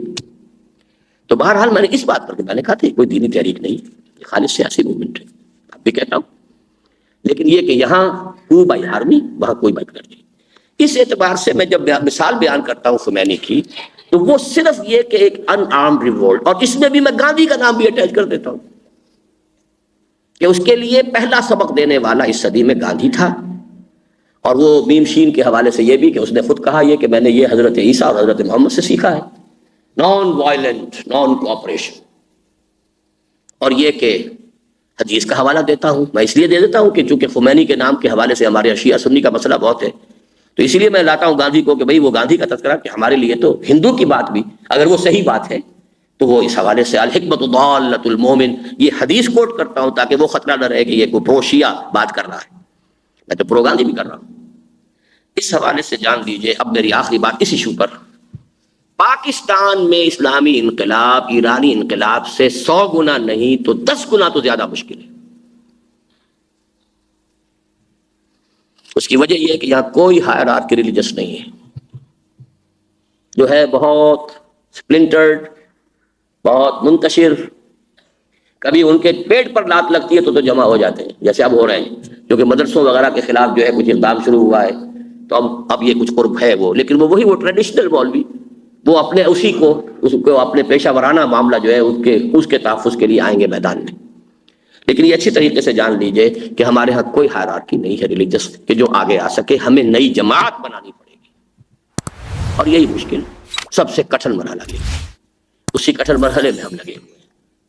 اس حوالے سے اچھی طرح سمجھ لیجئے، لیکن اگر یہاں آئے گا تو صحیح اسلامی انقلاب جماعت سے آئے گا، جماعت کی ایک لیڈرشپ سے آئے گا، پھر وہ ان فائٹنگ نہیں ہوگی کہ جو ریولوشن کے بعد ایران میں ہوئی ہے، یہ کہ گروپس تھے وہ آپس میں دے فیل آؤٹ ود ایچ ادر، پوری پارلیمنٹ اڑا دی گئی، آیت اللہ بہشتی ختم ہو گئے، بہت زبردست جو ہے کچھ تو خون ہوا ہے وہاں، حالانکہ وہ انقلاب کے اندر ان کا معاملہ اور تھا، اور انقلاب کے بعد اصل اسلامی انقلاب کے بعد تو اذهبوا فانتم الطلقاء، وہ تو ایک جنرل ایمنسٹی ہوتی ہے، لیکن یہاں وہ نہیں تھا، اس لیے کہ وہ ایک جماعت کے ذریعے سے نہیں آیا، ایک قیادت کے ذریعے سے نہیں آیا، نیا فکر دے کر نہیں آیا، کچھ نہیں آیا، وہ تو ایک سیاسی تحریک تھی جس میں صرف اس کا آخری سٹیج ہے ہمارے لیے جو مثال ہے کہ بغاوت ہمیشہ صرف مسلح ہی نہیں ہوتی، نیشنل آرمیز کے خلاف مسلح بغاوت آج کے زمانے میں کامیاب ہونے کا کوئی امکان نہیں، ہاں غیر مسلح بغاوت کامیاب ہو جائے گی، یہ ایک علیحدہ ایشو ہے، میں صرف اس کی مثال کے طور پر۔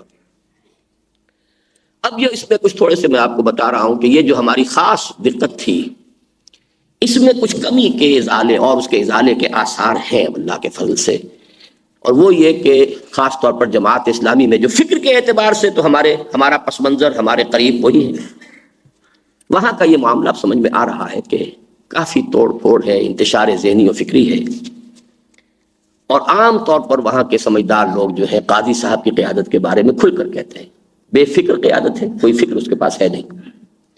اس سالانہ اجتماع میں کوئی پروگرام انہوں نے نہیں دیا، ایک شو بہت بڑا منعقد کرنے کی کوشش کی ہے، اس کے سوا کچھ نہیں، کوئی پیغام، کوئی سینٹرل تھیم، کوئی نیا جذبہ لے کر، سوائے اس جذبے کے کہ یہ معلوم ہو کہ بڑی چیز ہے تو اس سے کوئی تھوڑا سا جذبہ جو ہے وقتی طور پر اس کا جو امیج کی وجہ سے کچھ دلوں کے اندر جاگ جائے، باقی کوئی جذبہ۔ پھر یہ کہ اس دور میں نے کچھ واقعات شورا کے ساتھیوں کو تو سنائے ہیں کہ اب وہاں سے کچھ لوگوں کی آمد رفت ہمارے ہاں شروع ہوئی ہے، باتیں ہو رہی ہیں، تو ایک طبقہ ہے اس تحریک کا کہ جو بس خاص طور پہ جو جمعیت طلبہ میں تھے، جیسے ہمارے شاہد مجید یہاں بیٹھے ہوئے ہیں، اس طرح کے بہت سے شاہد مجید وہاں ہیں، ابھی ہمارے پاس ایک آئے تھے جن کا خط میں اب شائع کر دوں گا، لیکن وہ شاید اب آ سکے گا جنوری کے پرچے میں ہی، بہت جیسے ان کا بھی بڑا لمبا خط آیا تھا لیکن ان کا خیر بہت پرمغز تھا، لیکن بہت قریب وہ خط جو ہے ایک اور صاحب کا آیا، 2 اسرات ملنے آئے تھے، ایک اور صاحب آئے ملنے، اس سے معلوم ہوتا ہے کہ خاصا وہاں پر ہے، تو اس میں سے اس کا امکان ہے کہ نوجوان طبقہ، بوڑھے لوگ تو مایوس ہو کر یا تو وہ صلح کن ہو کر بیٹھ جاتے ہیں کہ بابا آپ بیٹھے رہو، کہاں جائیں گے، اب کوئی نیا تجربہ کرنے کی عمر نہیں رہی ہماری، پھر دوستیاں ہیں، رشتہ داریاں ہیں، کاروباری مصلحتیں ہیں، وہ بھی بڑا آدمی کی جو ہے وہ پاؤں کو کے اندر زنجیر بن کے پڑ جاتی ہیں، لیکن نوجوان طبقے میں سے مجھے امید ہے اور ہمیشہ میں کہتا رہا ہوں کہ انشاءاللہ آئیں گے، اس کے کچھ آثار ہیں۔ مزید برآں میرا معاملہ تو یہ ہے کہ میری تمام سرگزشت کھوئے ہوں کی جستجو، میں تو دوبارہ اصلاحی صاحب کے پاس آ جا رہا ہوں، ان سے گفتگو، لیکن اب تو اس گفتگو کی سٹیج میں ہے نہیں، بہت سخت بیمار ہیں، لیکن بہرحال میں نے کبھی یہ نہیں کیا، میں نے انہیں اپنا اب تک محسن سمجھا ہے، اختلاف ہے لیکن میں نے ان سے استفادہ کیا تدبر قرآن سے، ان کا جو نظام القرآن کا فکر ہے اس کو میں صحیح سمجھتا ہوں، بیسیکلی اپلائی کر کے جہاں جہاں انہوں نے غلطیاں کی، اختلاف بھی ہے۔ اسی طریقے سے نعیم صدیقی صاحب، ان کے پاس جانا، ان سے گفتگو کرنا، پھر ان کے حلقے کے اور لوگوں سے کچھ گفتگو جو ہے میں کر رہا ہوں۔ اسی طریقے سے ہمارے کچھ ناراض، کچھ میں نے بھی ان کو ناراض کیا، کچھ خود وہ ایسا کام انہوں نے کیا تھا۔ بہرحال ہمارے جو پرانے ایک مستشارین میں سے ہوتے تھے ندوی صاحب، مولانا وسیم احمد ندوی صاحب، ان سے بھی میری خط و کتابت ہے، ابھی ذرا غصہ کافی ہے لیکن میرا خیال ہے کہ میں ان سے ملاقات بھی کروں گا کہ جو لوگ اس تحریک میں اس سے پہلے کٹتے رہے ہیں ان میں سے بھی جتنوں کو ریکلیم کیا جا سکے۔ بلکہ مولانا اصلاحی صاحب ایک داماد ہیں، ان سے میری گفتگو اب شروع ہوئی ہے۔ وہ بہت پرانے تھے، اس کے بعد جماعت سے علیحدہ ہوئے، اس کے بعد بالکل غیر فعال معطل تھے۔ اب چونکہ مولانا اصلاحی صاحب کی حیات کے لیے میں گیا تو ان سے گفتگو وغیرہ ہوئی، تو یہ کام اصل میں یہ سمجھتا ہوں کہ ہم نے جو طریقہ اختیار کیا ہے اور اس میں تھا یہی کہ ہم کھڑے رہیں، ڈٹے رہیں۔ اب باقی یہ ہے کہ انشاءاللہ تعالیٰ جب اس شرطوں کے اوپر لوگ آئیں گے تو اگلا کوئی قدم اٹھائیں گے، ورنہ یہی کام کرتے ہوئے اللہ کے ہاتھ پہنچ جائیں گے۔ بیعت کے نظام کے بارے میں جو بات میں نے آپ کو بتائی تھی اس کا ایک پہلو اور بتا دوں، کیونکہ قاضی صاحب کے بارے میں نے آپ کو بتایا کہ وہاں کے بہت سے لوگ خود کہہ رہے ہیں کہ ان کا کوئی فکر نہیں ہے، بلکہ فکری اعتبار سے تو خٹن جا مراد صاحب ہیں یا کوئی اور آدمی ہوں گے۔ دوسرے یہ کہ ان کا معاملہ یہی ہے کہ وہ موقع پرست قسم کا معاملہ ہے، کوئی داؤ لگ جائے اس کی ہے بات، یہ ان کے سینئر لوگوں کی باتیں۔ لیکن اصل مخمصہ قاضی صاحب کا کیا ہے اس کو سمجھ لیجئے، اس لیے کہ میرے بارے میں یہ کہا گیا کہ میرے دل میں نرم گوشہ ہے قاضی صاحب کے لیے، اور ہے۔ میں سمجھتا ہوں اصل غلطی وہ تھی جو مولانا مودودی نے کی تھی، وقت کے بڑھنے کے ساتھ اس کا والیوم بڑھنا ہی تھا، انہوں نے ذرا لمبی چھلانگ لگوا دی ہے، باقی تو غلطی تو وہاں سے ہوئی ہے۔ مخمصہ یہ ہے کہ نظام جماعت جو بنا تھا وہ ان اصولوں پر بنا تھا، نہا دھو کر پاک صاف ہو کر آؤ، کسی حرام کے کام کے اندر نہیں ہو، اپنے تمہارے حسابات کتابات بھی صحیح ہو، کہیں جھوٹ نہ بولتے ہو تب آؤ رکن بنائیں گے، ورنہ نہیں۔ پوری طرح امیدوار رکن رہو، 4 سال 6 سال رہو، پھر ہم دیکھیں گے تمہارا ذہن ٹھیک ہو گیا ہے، بات سمجھ لی، پھر رکن بنائیں گے۔ اب اس میں ظاہر بات ہے تعداد تو وہی رہے گی نا، وہاں کون سے بڑا کہاں سے انفلکس آ جائے گا، جبکہ طریقہ کار اس کے بعد بدل دیا، سیاسی میں زیادہ تعداد چاہیے، مخمصہ یہ۔ اب اس کے 2 ہی راستے، یا تو جماعت اسلامی کا لیول نیچے کیا جائے، بہت حد تک نیچے کیا جا چکا، پھر بھی کتنا نیچے کریں گے، وہ جماعت کا اولڈ گارڈ جو ہے کھڑا ہو جاتا ہے لاٹھی لے کر، یہ اس سے نیچے تو ہم نہیں جانے دیں گے، اولڈ گارڈ ہے، پرانے لوگ ہیں، بہرحال اندر تو ہے۔ نمبر 2 یہ ان کی کوشش یہ ہوئی کہ اس کو علیحدہ رکھتے ہوئے کوئی اور تنظیمیں بنائے، وہاں بھی اولڈ گارڈ جو ہے ان کی جان کے اندر پہ ہو جاتا ہے، وہ چاہے مولانا گوہر رحمان صاحب ہو یا کوئی اور ہو، یہ نئی تنظیمیں بنانے کا کیا کام؟ یہ ہے ان کا مخمصہ۔ بفضل ہی تعالی بیعت کے نظام میں ہم نے وہ کام شروع سے کیا، اگرچہ ابتدا میں بالکل نہیں کیا تھا، میں بھی چونکہ جماعت اسلامی سے آیا تھا وہی تصورات میرے بھی تھے۔ پہلی سطح ہم نے بہت اونچی رکھی تھی، کاروبار کا غلط حساب کتاب چھوڑو تو آؤ، انکم ٹیکس کا صحیح حساب دو تو آؤ، سودی ملازمت بینک کی چھوڑو تو پھر آؤ۔ لہذا جو ہمارے تاسیسی اجتماع میں آئے تھے ان میں سے بہت سے بیچارے یوں سمجھیے کہ تقریباً روتے ہوئے واپس گئے۔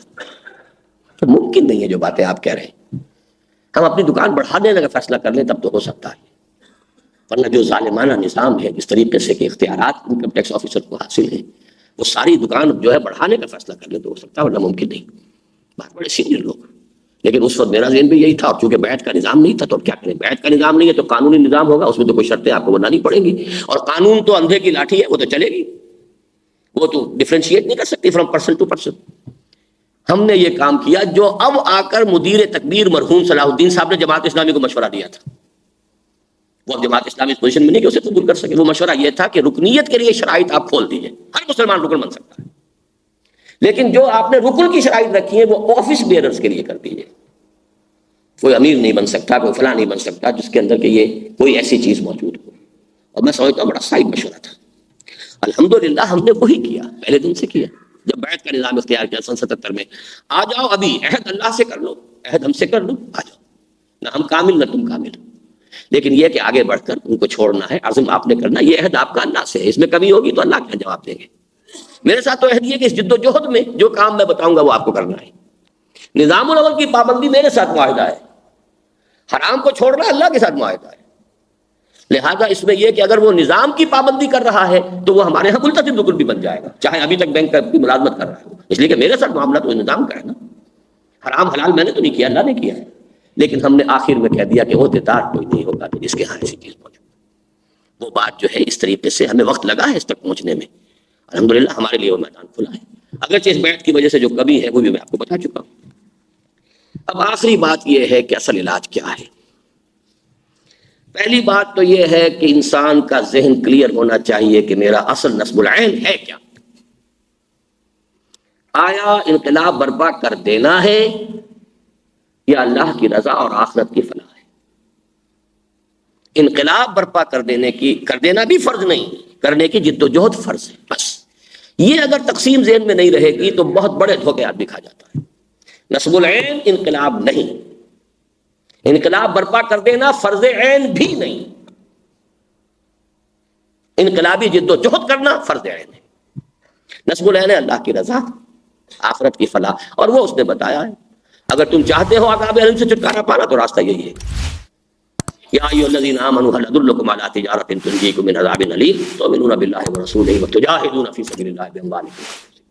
اور وہ جہاد کس لیے کرنا ہے؟ اس سے پہلی آیت یہی ہے، هو الذی ارسل رسولہ بالہدی ودین الحق لیظہرہ علی الدین کلہ۔ اور جہاد کی آخری منزل آیت نمبر 4 میں بیان کر دی، ان اللہ یحب الذین یقاتلون فی سبیلہ صفا کانہم بنیان مرصوص۔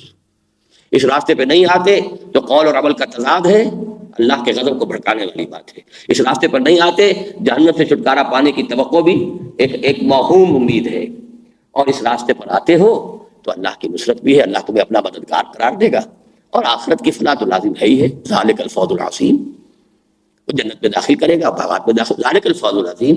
اضافی بونس یہ ہے، اگر ہوگا اس کی شرائط پوری ہو جائیں گی، یہ شرائط پوری نہیں ہوں گی اللہ کی نصرت نہیں آئے گی، ہم یہی کام کرتے ہوئے اللہ کے حضور حاضر ہو جائیں گے، شرائط پوری ہو جائیں گی، اگلا قدم بھی اٹھائیں گے۔ لیکن اللہ کی رضا اس پر نہیں ہے کہ اگلا قدم اٹھا کہ نہیں اٹھا، اللہ کی رضا یہ ہے کہ میں نے تن من دھن لگا دیا کہ نہیں لگا دیا، اور آخری دم تک لگا رہا کہ نہیں، تا دم آخر دم فارغ مباش، اس وقت تک لگے رہو۔ تو پہلی بات یہ ہے کہ اس میں صبر و ثبات اور استقامت، اور وہ اسی حوالے سے کہ اپنے فرائض کا تصور کلیئر ہو۔ نصب العین یہ نہیں ہے، کر دینا ہمارا فرض نہیں ہے، کرنے کی جد و جہد کرتے رہنا انتظام جماعت کے ساتھ یہ ہمارا فرض ہے۔ فَلِذَٰلِكَ فَادْعُ وَاسْتَقِمْ كَمَا أُمِرْتَ وَلَا تَتَّبِعْ أَهْوَاءَهُمْ وَقُلْ آمَنْتُ بِمَا أَنزَلَ اللَّهُ مِن كِتَابٍ وَأُمِرْتُ لِأَعْدِلَ بَيْنَكُمْ اللَّهُ رَبُّنَا وَرَبُّكُمْ لَنَا أَعْمَالُنَا وَلَكُمْ أَعْمَالُكُمْ لَا حُجَّةَ بَيْنَنَا وَبَيْنَكُمْ اللَّهُ يَجْمَعُ بَيْنَنَا وَإِلَيْهِ الْمَصِيرُ۔ دوسرا کام جو ہمارے کرنے کا ہے، جو سب سے اہم ہے اس وقت، نوٹ کر لیجئے اس کو، وہ ہے فکر کی حفاظت، تحریکی فکر کی بالخصوص حفاظت۔ وقت گزرنے کے ساتھ ساتھ آدمی کا اپنا فکر بھی کچھ نہ کچھ، اس کے اندر بھی کچھ کمی آ جاتی ہے، ساتھیوں کے فکر میں آ جاتی ہے۔ فکر کو تازہ رکھنا، اس احساس فرض، اس کو پھر اس فکر میں جو ہم نے اضافہ کیا ہے منہج انقلاب نبوی کو، تحریکی فکر، اس میں آپ سے عرض کر دوں کہ میں جب مجددین کی فہرست بیان کیا کرتا ہوں تو اگرچہ عام جلسوں میں نے اس سے ایوائڈ کیا ہے، لیکن کہیں تحریر میں یہ لا چکا ہوں۔ 14ویں صدی میں مجدد اعظم تو میں سمجھتا ہوں شیخ الہند کو، لیکن مجدد فکر اسلامی علامہ اقبال، مجدد دعوت قرآنی ابو الکلام، مجدد تحریک انقلاب اسلامی مولانا مودودی، مجدد تبلیغ مولانا الیاس۔ وہ تبلیغ جو تنخواہ یافتہ کارکن کیا کرتے تھے اور صرف کیا کرتے تھے، وہ اپنے اختلافی مسائل کے اس کی تجدید کی ہے، کلمے کی بات ہو، بنیاد کی بات ہو، وہ محدود ہے لیکن ہے بنیاد کی بات، اس میں کوئی شک نہیں۔ کسی مسلک کی دعوت نہیں ہے، کسی وہابیت کی نفی نہیں ہے، کسی حنفیت یا دیوبندیت کا پرچار نہیں، کچھ نہیں، بات بنیادی ہے۔ اس میں جو محدودیت ہے وہ اپنی جگہ پر ہے، لیکن تبلیغ کو اس گندگیوں میں سے نکالنا کہ مبلغ بڑا عالی شان تبلیغی جلسہ ہو رہا ہے، کیا ہو رہا ہے کہ یہاں خبر لینی ہے ذرا حنفیوں کی، یا یہاں خبر لینی ہے وہابیوں کی، لمبے لمبے جہازی سائز کے اشتہار آ رہے ہیں، مناظرہ 20 رکعتوں کا جو ہے مناظرہ کر لو، کوئی آ جائے، چیلنج ہے کہ کیا تراویح جو ہے 20 رکعت ہے۔ وہ تبلیغی جلسے اللہ کا شکر ہے کہ اب ویسے بھی حالات کی وجہ سے بھی ان میں بہت کمی آ گئی ہے، لیکن تبلیغ نام اسی کا تھا، اور تنخواہ یافتہ مبلغین ہوتے تھے ہر مذہبی مکتب فکر کے، اس سے نکالا ہے۔ دوسرا جو فکر ہے، اس تحریکی فکر کی تو حفاظت اور اس کی ہمیں توسیع کرنی ہے۔ اس میں ہمارے لیے ایک بہت عمدہ جو چیز اضافی بڑھی ہے، میں چاہتا ہوں آپ کے سامنے بھی آ جائے۔ ہمارے 2 خانے اب تک بالکل خالی رہے ہیں، مجھے اس کا احساس تھا لیکن میں کیا کروں، آؤٹ آف دی وے جا کر آرٹیفیشلی کوئی کوشش کرنا یہ میرے مزاج میں نہیں ہے۔ انگریزی میں عزیزم ڈاکٹر ابصار احمد نے ترجمے کیے، لیکن ظاہر بات ہے کہ وہ اپنی یونیورسٹی کے پروفیسر ہیں، تو وہ کوئی مستقل شعبہ کھول کر تو نہیں بیٹھ سکتے تھے. میری خواہش دبے الفاظ میں رہی، میں سوچتا بھی رہا، کہا بھی کبھی کبھی چھوڑ دیں اس ملازمت کو، لیکن فیصلہ تو ان کے اپنے ہاتھ میں ہوتا ہے. تو اب یہ تو ہوا کہ انگریزی میں، لیکن وہ انگریزی سیکشن ہمارا کوئی شروع نہیں ہو سکا کہ جتنے بھی انگریزی میں کام ہو رہے ہیں، رسالے نکل رہے ہیں، ان سے ہماری کوئی خط و کتابت ہو، ہمارا کوئی پرچہ انگریزی میں بھی نکل رہا ہو. عالم اسلام کی تحریکوں کے ساتھ رابطے جو ہے ظاہر بات ہے، یا انگریزی یا عربی، ہمارے ہاں یہ دونوں خانے اب تک خالی ہیں. عربی کا تو اب تک بھی خالی ہے. ایک صاحب آئے بھی تھے ایک دفعہ کچھ دنوں کے لیے، لیکن معلوم یہ ہوا کہ جب تک فکر ہمارا ان کے اندر رچا بسا ہوا نہ ہو. وہ ایک بہت بڑے عالم دین کو ہم نے بلایا تھا کہ یہ ہمارے منتخب نصاب کے کیسٹ سے اتار کر مضامین لکھیں. وہ اس کام کو تو انہوں نے کچھ کیا بھی نہیں، اور وہ اپنی کوئی کتاب کی تصنیف بیٹھ کر جو اپنے گھر میں کرتے رہے. بہرحال ان سے ہم نے کہا فراغت دی انہیں. پھر ایک صاحب آئے تھے، وہ عالم دین عربی کے، اس میں کام کرنا چاہتے تھے، لیکن فکر معلوم ہوا کہ ان کا بھی وہ نہیں تھا. انہوں نے وہ اہل حدیث مسلک ہی کی کچھ کتابوں کا ترجمہ، اب وہ پھر واپس جا کے سعودی عرب میں ملازم ہو چکے ہیں. تو وہ خانہ ابھی تک ہمارے یہاں بالکل خالی ہے. لیکن انگریزی کا سیکشن الحمدللہ اب ہمارے پاس ڈاکٹر احمد افضال جیسے فکر جدید کے اوپر ڈاکٹر بلال آیا ہے ہمارے پاس، نوجوان بلال، اور اب وہ اسلام آباد میں ہے. مجھے امید ہے کہ امریکہ میں اور اس ہائر لیول پر ہمارا فکر جو ہے انشاءاللہ ان کے وہاں واپس جانے کے بعد پوری کتاب لکھ رہا ہے وہ شخص، اسلام کی نشرت ثانیہ پر پوری انگریزی. وہ میرا کتاب چاہتا ہوگا 25 صفحے کا، ان کی کتاب شاید جو ہے وہ 500 صفحے کی بن جائے گی. اس درجے امپریس ہوئے اس کتاب سے، لہٰذا وہ فکر وہاں پر. لیکن یہ کہ یہ جو ہمارا تحریکی فکر ہے، اس کو الحمدللہ کہ ڈاکٹر احمد افضال آئے ہیں، اور یہ صرف اللہ کی گفٹ ہے ہمیں. انفراسٹرکچر ہم نے بنا لیا، جگہ ایک ہے، کوئی شخص کو لائے تو بٹھا کے کام کرنے کی جگہ اسے دیں، کام کرے، وہ انفراسٹرکچر ہم نے بنایا ہے. اب وہ میں زیادہ تو ان کا تعارف نہیں کرانا چاہتا، آپ کو اتنا معلوم ہونا چاہیے لاہور میں وہ آئے ہیں کراچی سے. انہوں نے ہم سے کوئی تعارف نہیں تھا، نہ تنظیم سے کوئی تعلق تھا. انگلش اسکول میں کہیں پڑھ رہے تھے، لیکن میثاق ہائی اسکول کے زمانے سے پڑھ رہے تھے. اس سے وہ فکر ان کے ذہن کے اندر رچا بسا ہوا تھا. MBBS کیا، 4 بھائی اور ہیں یا 3 بھائی اور ہیں، وہ سب کے سب جو ہیں وہ امریکہ کے، وہ وہاں پہ آباد ہیں. والدین منتظر تھے کہ یہ بھی MBBS کر لیں تو بس یہ اپنا پھر وہیں جائیں. گرین کارڈ پہلے سے موجود تھا تو ہم یہاں سے پورا اپنا جو ہے شفٹ کر جائیں. وہ خود بھی جانے کے لیے مطمئن نہیں تھے. یہ گئے ہیں وہاں، اور غالباً وہ جو SFMG کا کوئی امتحان ہوتا ہے وہ بھی کچھ آدھا یا پورا کر لیا انہوں نے.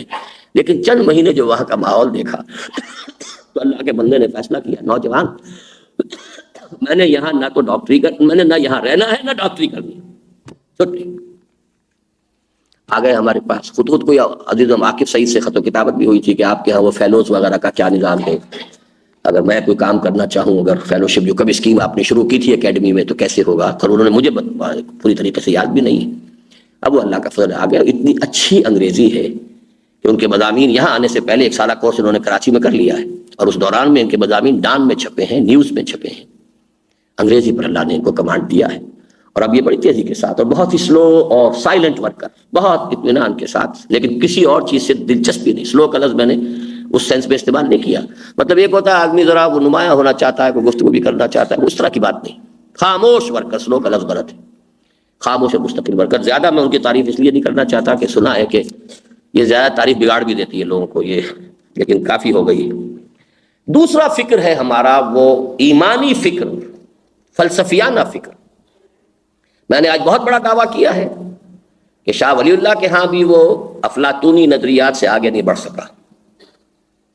شیخ احمد سرہندی کے ہاں بھی وہ تصوف کے اندر عملی طریقے، طور طریقے جو ہیں، اسوہ رسول وہاں ان کے ہاں جو ہے نظر نہیں آتا. باقی ہر چیز میں اسوہ رسول ہے، نماز میں، اس میں، اس میں. لیکن یہ ہے کہ اس فکر کو الحمدللہ کہ اب اس سطح کے اوپر پہنچایا ہے ہم نے کیا پہنچایا، اللہ کی کوئی تائید اور توفیق ہوئی ہے. اب میں باپ کے وقت بہت زیادہ ہو گیا ہے، ورنہ یہ سن 70 کی بات ہے کہ خرم جاں مراد صاحب نے یہ کہا مکے میں. وہ جو ہمارے ایک ساتھی ہیں جو پہلے مکے میں ہوتے اب آ گئے ہیں کراچی میں، کیا نام ہے پروفیسر صاحب کا؟ جی زبیر عمر. ان کے ہاں وہ ٹھہرتے تھے، وہی مجھے اٹھا کے لے گئے. میں تو ان سے واقف بھی نہیں تھا، مسجد میں بیٹھا ہوا تھا، نہیں میرے یہاں ٹھہرے. میں نے کہا چلیے. کوئی جمعیت میں رہے تھے، ہمارے برخورداروں میں سے تھے. انہوں نے بتایا کہ وہ جو میرا ایک چھوٹا سا کتاب سے چھپا تھا عبادت رب، ابھی میں نے وہ کراچی ہی میں صرف تقریر کی تھی، اور بہت ہی یوں سمجھیے کہ کیسٹ سے اتار کر براہ راست ہمارے شیخ جمیل الرحمان صاحب جو بزرگ ساتھی انہوں نے چھائے کر دی تھی، اس میں کافی غلطیاں بھی تھیں. وہ پڑھوایا انہوں نے، تو کہا یقیناً یہ مولانا مودودی کے فکر سے آگے ارتقاء کا قدم ہے. اس لیے کہ مولانا مودودی نے جو تصور عبادت دیا اس میں اطاعت تو ہے، محبت کا ذکر ہی نہیں. ہم نے اس بات کو واضح کیا ہے کہ اس کے اندر روح جو ہے وہ محبت کی ہے، جسد اس کا اطاعت ہے، ہمہ تن ہمہ وقت اطاعت، لیکن اللہ تعالیٰ کی محبت کے جذبے سے سرشار ہوگا۔ تو بہرحال یہ فکر جو ہے تدریجاً ترقی کر رہا ہے، آگے آ رہا ہے۔ اگر مولانا موجود ہے وہ بات نہ کی ہوتی تو شاید میں یہ بات نہ کر سکتا۔ تو یہ تو چراغ سے چراغ روشن ہوتا ہے اور علم انسانی اسی طرح آگے بڑھتا ہے قدم بقدم۔ لیکن اس فکر کا فہم حاصل کرنا میرا جو فلسفیانہ فکر ہے اور عمرانی فکر ہے، عمرانی فکر میں بہت حد تک میں شاہ ولی اللہ کا شاگرد ہوں، لیکن فلسفیانہ فکر کے اندر میں اقبال اور رومی کا شاگرد ہوں۔ ایمانی جسے وہ کہتے ہیں کہ چند خانی حکمت یونانیہ حکمت ایمانیہ راہم بخواہ، وہ حکمت ایمانیہ کیا، وہ بالکل وہ دوسری شے ہے۔ اس حوالے سے اس کو جو ہم نے کیا ہے، ان کے لیے ہم نے کوشش کی ہے، مسائل حکمت کی تربیت گاہ منعقد کی ہے، اور اس میں آگے بھی انشاءاللہ تعالیٰ جو ہے یہ کام کرنا ہے۔ اس میں امام غزالی کا میں حوالہ دینا چاہتا ہوں کہ انہوں نے بھی اپنی کچھ کتابیں ایسی لکھی تھیں کہ مظنون لأہلہ ہی، کیونکہ یہ مضامین جو ہیں وہ سب کے لیے نہیں ہوتے، عوام کے لیے، اسی لیے ہم نے پابندیاں لگائی تھیں کہ اس تربیت گاہ میں سب لوگ نہ آئیں، کوئی خاص سطح ہو، جو پڑھ چکے ہوں، ان کا فہم ہو، کچھ تھوڑی سی عربی کی استعداد ہو تو وہی آئیں۔ تو اس لیے یہ کہ یہ مسائل اس سے بلند سطح کے ہیں۔ تو تحریکی فکر کو قائم رکھنا، برقرار رکھنا، توسیع کرنا، اس کو عربی اور انگریزی کے اندر بھی منتقل کرنا، اس کی دعوت کے لیے ہمارے نوجوانوں کو تیار کرنا تھرو قرآن، یہ ہمارا پہلا کام ہے۔ اور ایمانی فکر کی دوبارہ جو ہے، جو بھی کچھ تھوڑی بہت ہم سے خدمت بنائی ہے، وہ آگے لوگ آئیں گے شاید اور اس میں ترقی کریں۔ اقبال نے بھی تو یہی کہا تھا، یوں سمجھیے کہ 60 سال پہلے وہ یہ کہہ کر گیا ہے کہ میں نے اپنے خطبات میں جو کچھ کہا ہے، میں یہ نہیں سمجھتا کہ یہ حرف آخر ہے، بالکل صحیح ہے، ہو سکتا ہے ہمارا کام صرف یہ ہے کہ طالب علمانہ انداز سے ہم بڑھتے چلے جائیں، اور ہو سکتا ہے کہ آئندہ جو لوگ آئیں وہ اس سے بہتر خیالات پیش کریں۔ تو ویری ہیوملٹی، ان کے اندر بہت ہی تواضع اس معاملے میں تھی۔ اب آخری بات ہے اصل، نمبر 1، اسلامی انقلاب آئے گا، اقامت دین ہوگی، غلبہ دین ہو کر رہے گا، خلافت علی منہاج نبوہ قائم ہو کر رہے گا، عالمی سطح پر ہو کر رہے گا۔ اس کو تو خوب عام کیجئے، پھیلائیے، احادیث جو ہیں وہ 6 اس کے حوالے سے قرآن مجید کا سبرا کبرا عام کیجئے۔ دوسری بات یہ کہ یہیں سے ہوگا، پاکستان سے ہوگا اور افغانستان سے ہوگا۔ پاکستان میں 400 سالہ تجدیدی مسائل، خاص طور پر فکری، اس کی امانت پاکستان کے پاس ہے، سمٹ کر آ گئی ہے وہ ہندوستان سے پاکستان کے پاس۔ ہندوستان کا مسلمان جس بھی مصیبت میں مبتلا ہے، اس نے تو اپنے حصے کا فرض کفایہ ادا کر دیا پاکستان بنوا کر، وہ اس کی ذمہ داری ہمارے پاس ہے، لیکن وہ موجود ہے ہماری فضا میں۔ دوسرے یہ کہ اسی سلسلہ مجددیہ کا بہت بڑا حصہ جو ہے، بہت بڑا، اور شیخ الہند کا ترجمہ قرآن جو میں نے کہا ہے ہمیشہ کہ میں اسلاف کے ساتھ اس کنڈے سے بندھا ہوا ہوں، وہ اب افغانستان میں بہت بڑے پیمانے پر پھیلا ہے۔ لہٰذا یہی علاقے ہیں، احادیث سے بھی اس کی طرف اشارہ ہوتا ہے، انشاءاللہ ہوگا اور یہیں سے ہوگا، لیکن نمبر 1 تدریجاً ہوگا۔ میرا قرآن مجید پہ رکھا ہو تو لے آنا۔ تدریجاً ہوگا، اس کے لیے میں کچھ آیات بھی اب آپ کو سناؤں گا۔ اور نمبر 2، 3 ممکنہ صورتیں ہو سکتی ہیں، وہ میں اپنی کتاب مسلمانوں موجودہ اور سابقہ مسلمان امتوں کا ماضی حال اور مستقبل، اس کو بہت تلخ نوٹ پر میں نے ختم کیا ہے۔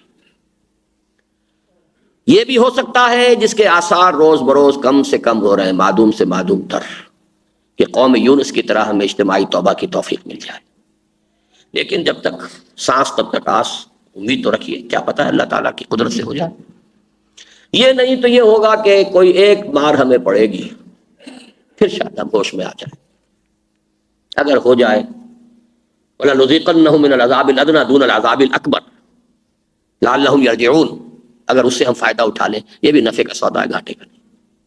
لیکن یہ بھی ہو سکتا ہے کہ ہمارے کروڑوں نہیں تو لاکھوں قتل ہوں ہندوؤں کے ہاتھوں۔ اب تو معاملہ وہی ہے، لیکن پھر ہندو اسلام لائے گا، اسلام اٹھے گا یہیں سے۔ البتہ اس کے لیے بھی ہمیں پھر تیاری کی ضرورت ہے۔ جیسے اس وقت تاتاریوں کو صوفیوں نے مسلمان کیا تھا، مولوی کوئی مسلمان نہیں کر سکتا تھا، مولوی نے آج تک کسی کو مسلمان نہیں کیا، کر سکتا ہی نہیں۔ وہ تو جو مسلمان ہونے کا فیصلہ کر لیتا ہے وہ جا کے اپنا نام اندراج کروا دیتا ہے۔ اور ہمارے عبد القادر آزاد صاحب نے یہ کہا ہے کہ میرے ہاتھ میں 36,000 مسلمان ہو چکے ہیں۔ وہ ان کے ہاتھ پر تو وہ مسلمان ہوتے ہیں کہ جنہوں نے فیصلہ کر لیا، وہ جاتے ہیں۔ میں خود نمبر کتنوں کو بھیج چکا ہوں جو آتے ہیں کہ میں آپ کے ہاتھ پہ ایمان لانا چاہتا ہوں۔ بھائی جہاں پر کوئی رجسٹر ہے، اندراج ہے، جہاں سے کوئی سرٹیفکیٹ ملتا وہاں جاؤ۔ مولوی کسی کو مسلمان نہیں کر سکتا، صوفیہ نے کیا تھا۔ اور اب تصوف کے پریمیسز چینج ہو چکے ہیں، اب وہ تصوف تو ہے نہیں، نہ وہ فلسفہ ہے۔ لہذا آج کے دور میں یہ خالص قرآن کی دعوت سے ہوگا، اور اس کے لیے ہمیں اب بھی سمجھنا چاہیے کہ ہمارا سب سے بیسک کام دعوت رجوع قرآن کا ہے، جڑ یہی ہے۔ اس لیے کہ کسی معاشرے کے اندر کچھ نہ کچھ جڑیں سی موجود ہوں تو پھر وہ سپراؤٹ کر جائیں گی۔ ہم جڑیں ہی یہاں پر ڈال دیں دعوت قرآنی کی اور ایمانی جو فکر اور فلسفہ ہے اس کی، تو کوئی بھی آئے گا، سلام آئے، ہم نہ ہوں گے، لیکن پھر یہ کہ وہ جڑیں جو ہے سپراؤٹ کریں گی۔ یہ میں آج سے شاید 10 سال پہلے اسی آڈیٹوریم میں یہ تقریر کر چکا ہوں۔ دفاع پاکستان کا سب سے مؤثر ہتھیار جو ہمارے پاس ہے وہ نظریہ ہے۔ میں حیران ہوں کہ وہ باتیں جماعت اسلامی کے پرچے کے ایک جو ہے جسارت کے ایک اہم جو ان کے رپورٹر ہیں انہوں نے وہ بات کہی ہے جو میں نے اس وقت کہی تھی، اب وہ باتیں وہاں سے آ رہی ہیں، الحمدللہ اس کو شائع کر رہے ہیں، انصاف میں وہ مضمون آ رہا ہے۔ وہ باتیں جو میں کہتا ہوں تو آپ سب لوگ بھی بڑے ناراض ہو جاتے ہیں، عام لوگوں کی تو سمجھ میں آئیں گی کہاں سے وہ باتیں ساری اس شخص نے کہی۔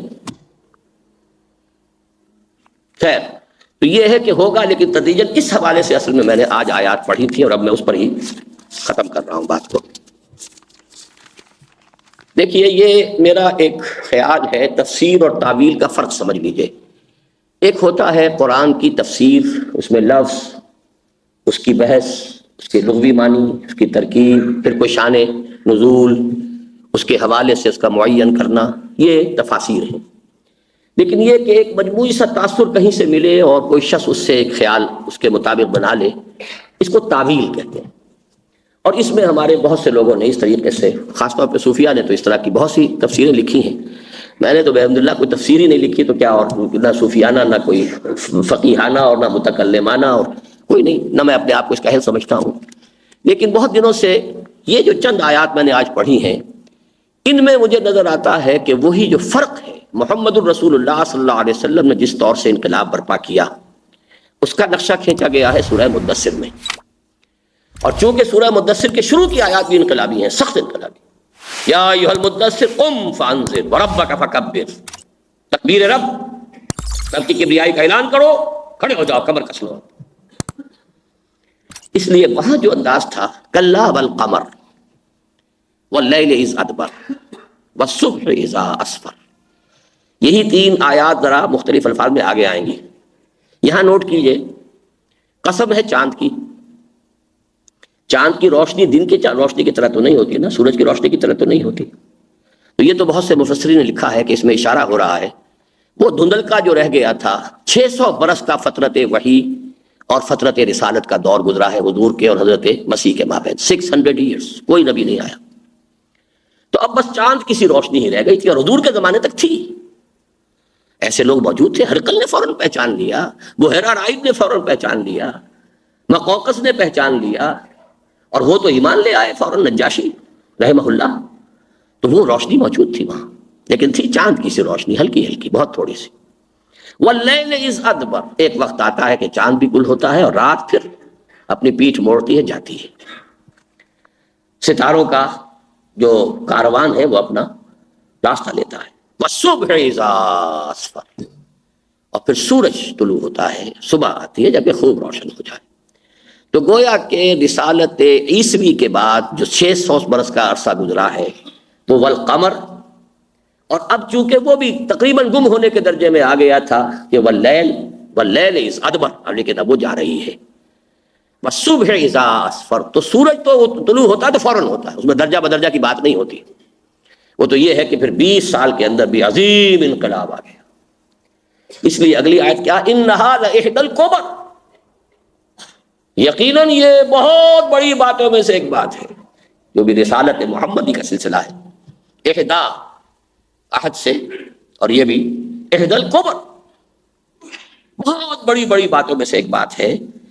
نذیرا للبشر، نوع انسانی کے لیے، عالم بشریت کے لیے نذیر بن کر محمد الرسول اللہ کی رسالت کا سورج طلوع ہو چکا ہے۔ لمن شاء منکم من یتقدم او یتأخر، اب یہ جو بھی تم میں سے چاہے کہ آگے بڑھے اور جو چاہے پیچھے رہ جائے، لیکن روشنی ہو چکی ہے، سورج طلوع ہو چکا ہے، محمد رسول اللہ کا خورشید رسالت اب جو ہے طلوع ہو چکا۔ اس کے برعکس دیکھیے یہ سورہ انشقاق، فلا اقسم بالشفق، اب یہ سورج کے غروب سے بات شروع ہو رہی ہے. سورج غروب ہو جاتا ہے تو کچھ دیر تک سرخی رہتی ہے. اسلام اب اتنا ہی رہ گیا دنیا میں، غروب ہو چکا سورج. اسی لیے حضور کی وہ حدیث بھی ذہن میں رکھیے کہ لا یبقى من الاسلام الا اسمه ولا يبقى من القران الا رسمه. ایک وقت آئے گا اسلام میں سے اس کے نام کے سوا کچھ نہیں بچے گا. قرآن رہے گا محفوظ رہے گا، متن محفوظ ہے، اس کا مفہوم کہیں نظر نہیں آئے گا. کہیں عالم واقعہ میں قرآن نظر نہیں آئے گا، نہ قرآن مجسم نظر آئیں گے افراد، اور نہ قرآن کہیں پر کسی نظام میں مجسم نظر آئے گا، مشکل نظر آئے گا. اور وہی حدیث بدا الاسلام غریبا وسيعود كما بدا فطوبى للغرباء. تو فلا اقسم بالشفق واللیل وما وسق. تین قسمیں وہاں تھی، تین ہی. عجیب ہے یہ، اس میں توازن کا جب تقابلی مطالعہ کیا جاتا ہے. جیسے شاید آپ حضرات کے نوٹ، ایک مرتبہ میں نے تربیت گاہ میں کراچی میں درس دیا تھا سورۃ البلد سے لے کر سورۃ التین تک. سورہ بلد کی قسمیں دیکھیے، سورۃ التین کی دیکھیے. لا اقسم بهذا البلد وانت حل بهذا البلد ووالد وما ولد، تین قسمیں. اور سب سے پہلے هذا البلد، وہاں والتین والزیتون وطور سینین وهذا البلد الامین. صرف یہ ہے آرڈر ریورس ہو گیا. ایک میں تاریخی حقائق ہیں، ایک میں عمرانی حقائق. لیکن یہ کہ یہ ان کے تقابلی مطالعے سے یہ چیزیں سامنے آتی ہیں. تو میں نے مثال دی تھی کہ سورۃ التین اور سورۃ البلد کچھ رحل کے مانند ہیں، کہ رحل کے اندر پھر وہ 4 سورہ نور و ظلمت کا نام میں نے دیا ہے اس کو. بدقسمتی سے یہ چیزیں دبی ہوئی ہیں، کہیں کیسٹس میں پڑی ہوئی ہیں، لکھ میں سکا نہیں ہوں. 4 سورہ نور و ظلمت، اس لیے کہ اس کے بعد ان کے درمیان جو 4 صورتیں ہیں ان سب میں نور و ظلمت مشترک ہے. 3 صورتوں میں تو ہے، چوتھی جو ہے وہ طرح کا ضمیمہ ہے. والشمس وضحاها والقمر اذا تلاها والنهار اذا جلاها والليل اذا يغشاها. اگلی صورت والليل اذا يغشى والنهار اذا تجلى وما خلق الذكر والانثى. اگلی صورت والضحى والليل اذا سجى. تینوں کے اندر اشتراک ہے. اور سورۃ الانشراح جو ہے وہ ضمیمہ ہے اصل میں سورۃ الضحیٰ کا. یہ میرے اس تربیت گاہ کے اگر کہیں پر دروس ہوں تو میں چاہتا ہوں کہ نوٹ کریں عزیزم. عارف شاید کہیں نکال سکیں. ہوگی کم سے کم میرا خیال ہے کہ 15 سال پرانی بات تو ہوگی، اگر 20 سال نہ ہو سکتا ہے 20 سال ہی پرانی. بہرحال فلا اقسم بالشفق واللیل وما وسق. اب رات نے جس چیز کو اپنے اندر سمیٹ لیا ہے، ظہر الفساد فی البر والبحر. اور اس میں وہ حدیث کا ٹکڑا بھی اب سن لیجئے، مساجدہم عامرۃ وہی خراب من الہدی. مسلمانوں کی مسجدیں آباد تو بہت ہوں گی، ہدایت سے خالی ہوں گی، یکسر خالی. وہ رسم ہے، رسومات پوری ہو رہی ہیں. حقیقت کیا ہے؟ جمعہ ہے. جمعہ تو صحیح بات ہے یہ فقہ حنفی کا کہ حکومت کی جمعہ کے سوا کوئی جمعہ ہو نہیں سکتا. کوئی خطیب نہیں ہو سکتا جمعے کا اسلامی ریاست کے اندر سوائے اس کے کہ جس کو حکومت نے مقرر کیا. ایک دیوانہ صاحب یہاں پہ پھرا کرتا تھا، فوت ہو گیا. بہت عرصے تک لاہور میں اس نے اس کا شور مچایا. ہمارے یہاں ایک دیوانے اور آئے تھے حیدرآباد دکن سے، کافی عرصے ہمارے پاس ٹھہرتے تھے، وہ اسی موضوع کے اوپر تھے. یہ جمعے کیا، یہ تو ہمارے اجتماعات ہیں جو ہو رہے ہیں. چلیے کوئی شر تو نہیں ہے، چلیے کوئی نہ کوئی خیر ان سے وجود میں آ رہا ہے. اور جمعہ تو ہوتا ہے صرف دارالاسلام میں. امریکہ میں کہاں جمعہ ہو رہا ہے؟ کیسے ہو رہا ہے؟ کس اعتبار سے ہو رہا ہے؟ لیکن ہو رہا ہے. میں بھی جاتا ہوں، جمعہ پڑھاتا ہوں. یہ کہ جا کے تقریر کرنے کا وقت ہے، لوگوں کو بتانے کا ہے. بہرحال اجتماع تو ہو رہا ہے، کچھ خیر جو ہے اس سے حاصل ہو جاتا ہے. جمعہ کسے کہتے ہیں؟ مکے میں کیوں جمعہ نہیں پڑھا محمد رسول اللہ نے؟ مدینے میں پڑھا، مکے میں نہیں پڑھا. آخر دار ارقم تو موجود تھا، جمعہ وہاں شروع کر سکتے تھے، نہ ہوتا مسجد حرام. بہرحال اور آخری حصہ اس حدیث کا یہ ہے، علماؤہم شر الناس تحت ادیم السماء. مسلمان کے علماء جو ہوں گے وہ آسمان کی چھت کے نیچے کے بدترین انسان ہوں گے. من عندہم تخرج الفتنۃ وفیہم تعود. انہی میں سے فتنہ برآمد ہوگا، انہی میں لوٹ جائے گا. یعنی فتنے پیدا کرنے کا سوا ان کا کوئی شغل نہیں ہوگا. السلام علیکم سامعین، ڈاکٹر اسرار احمد کے مزید بیانات سننے کے لیے ہمارے چینل کو سبسکرائب کریں تاکہ ہر نئی آنے والی ویڈیو آپ تک بآسانی پہنچ سکے.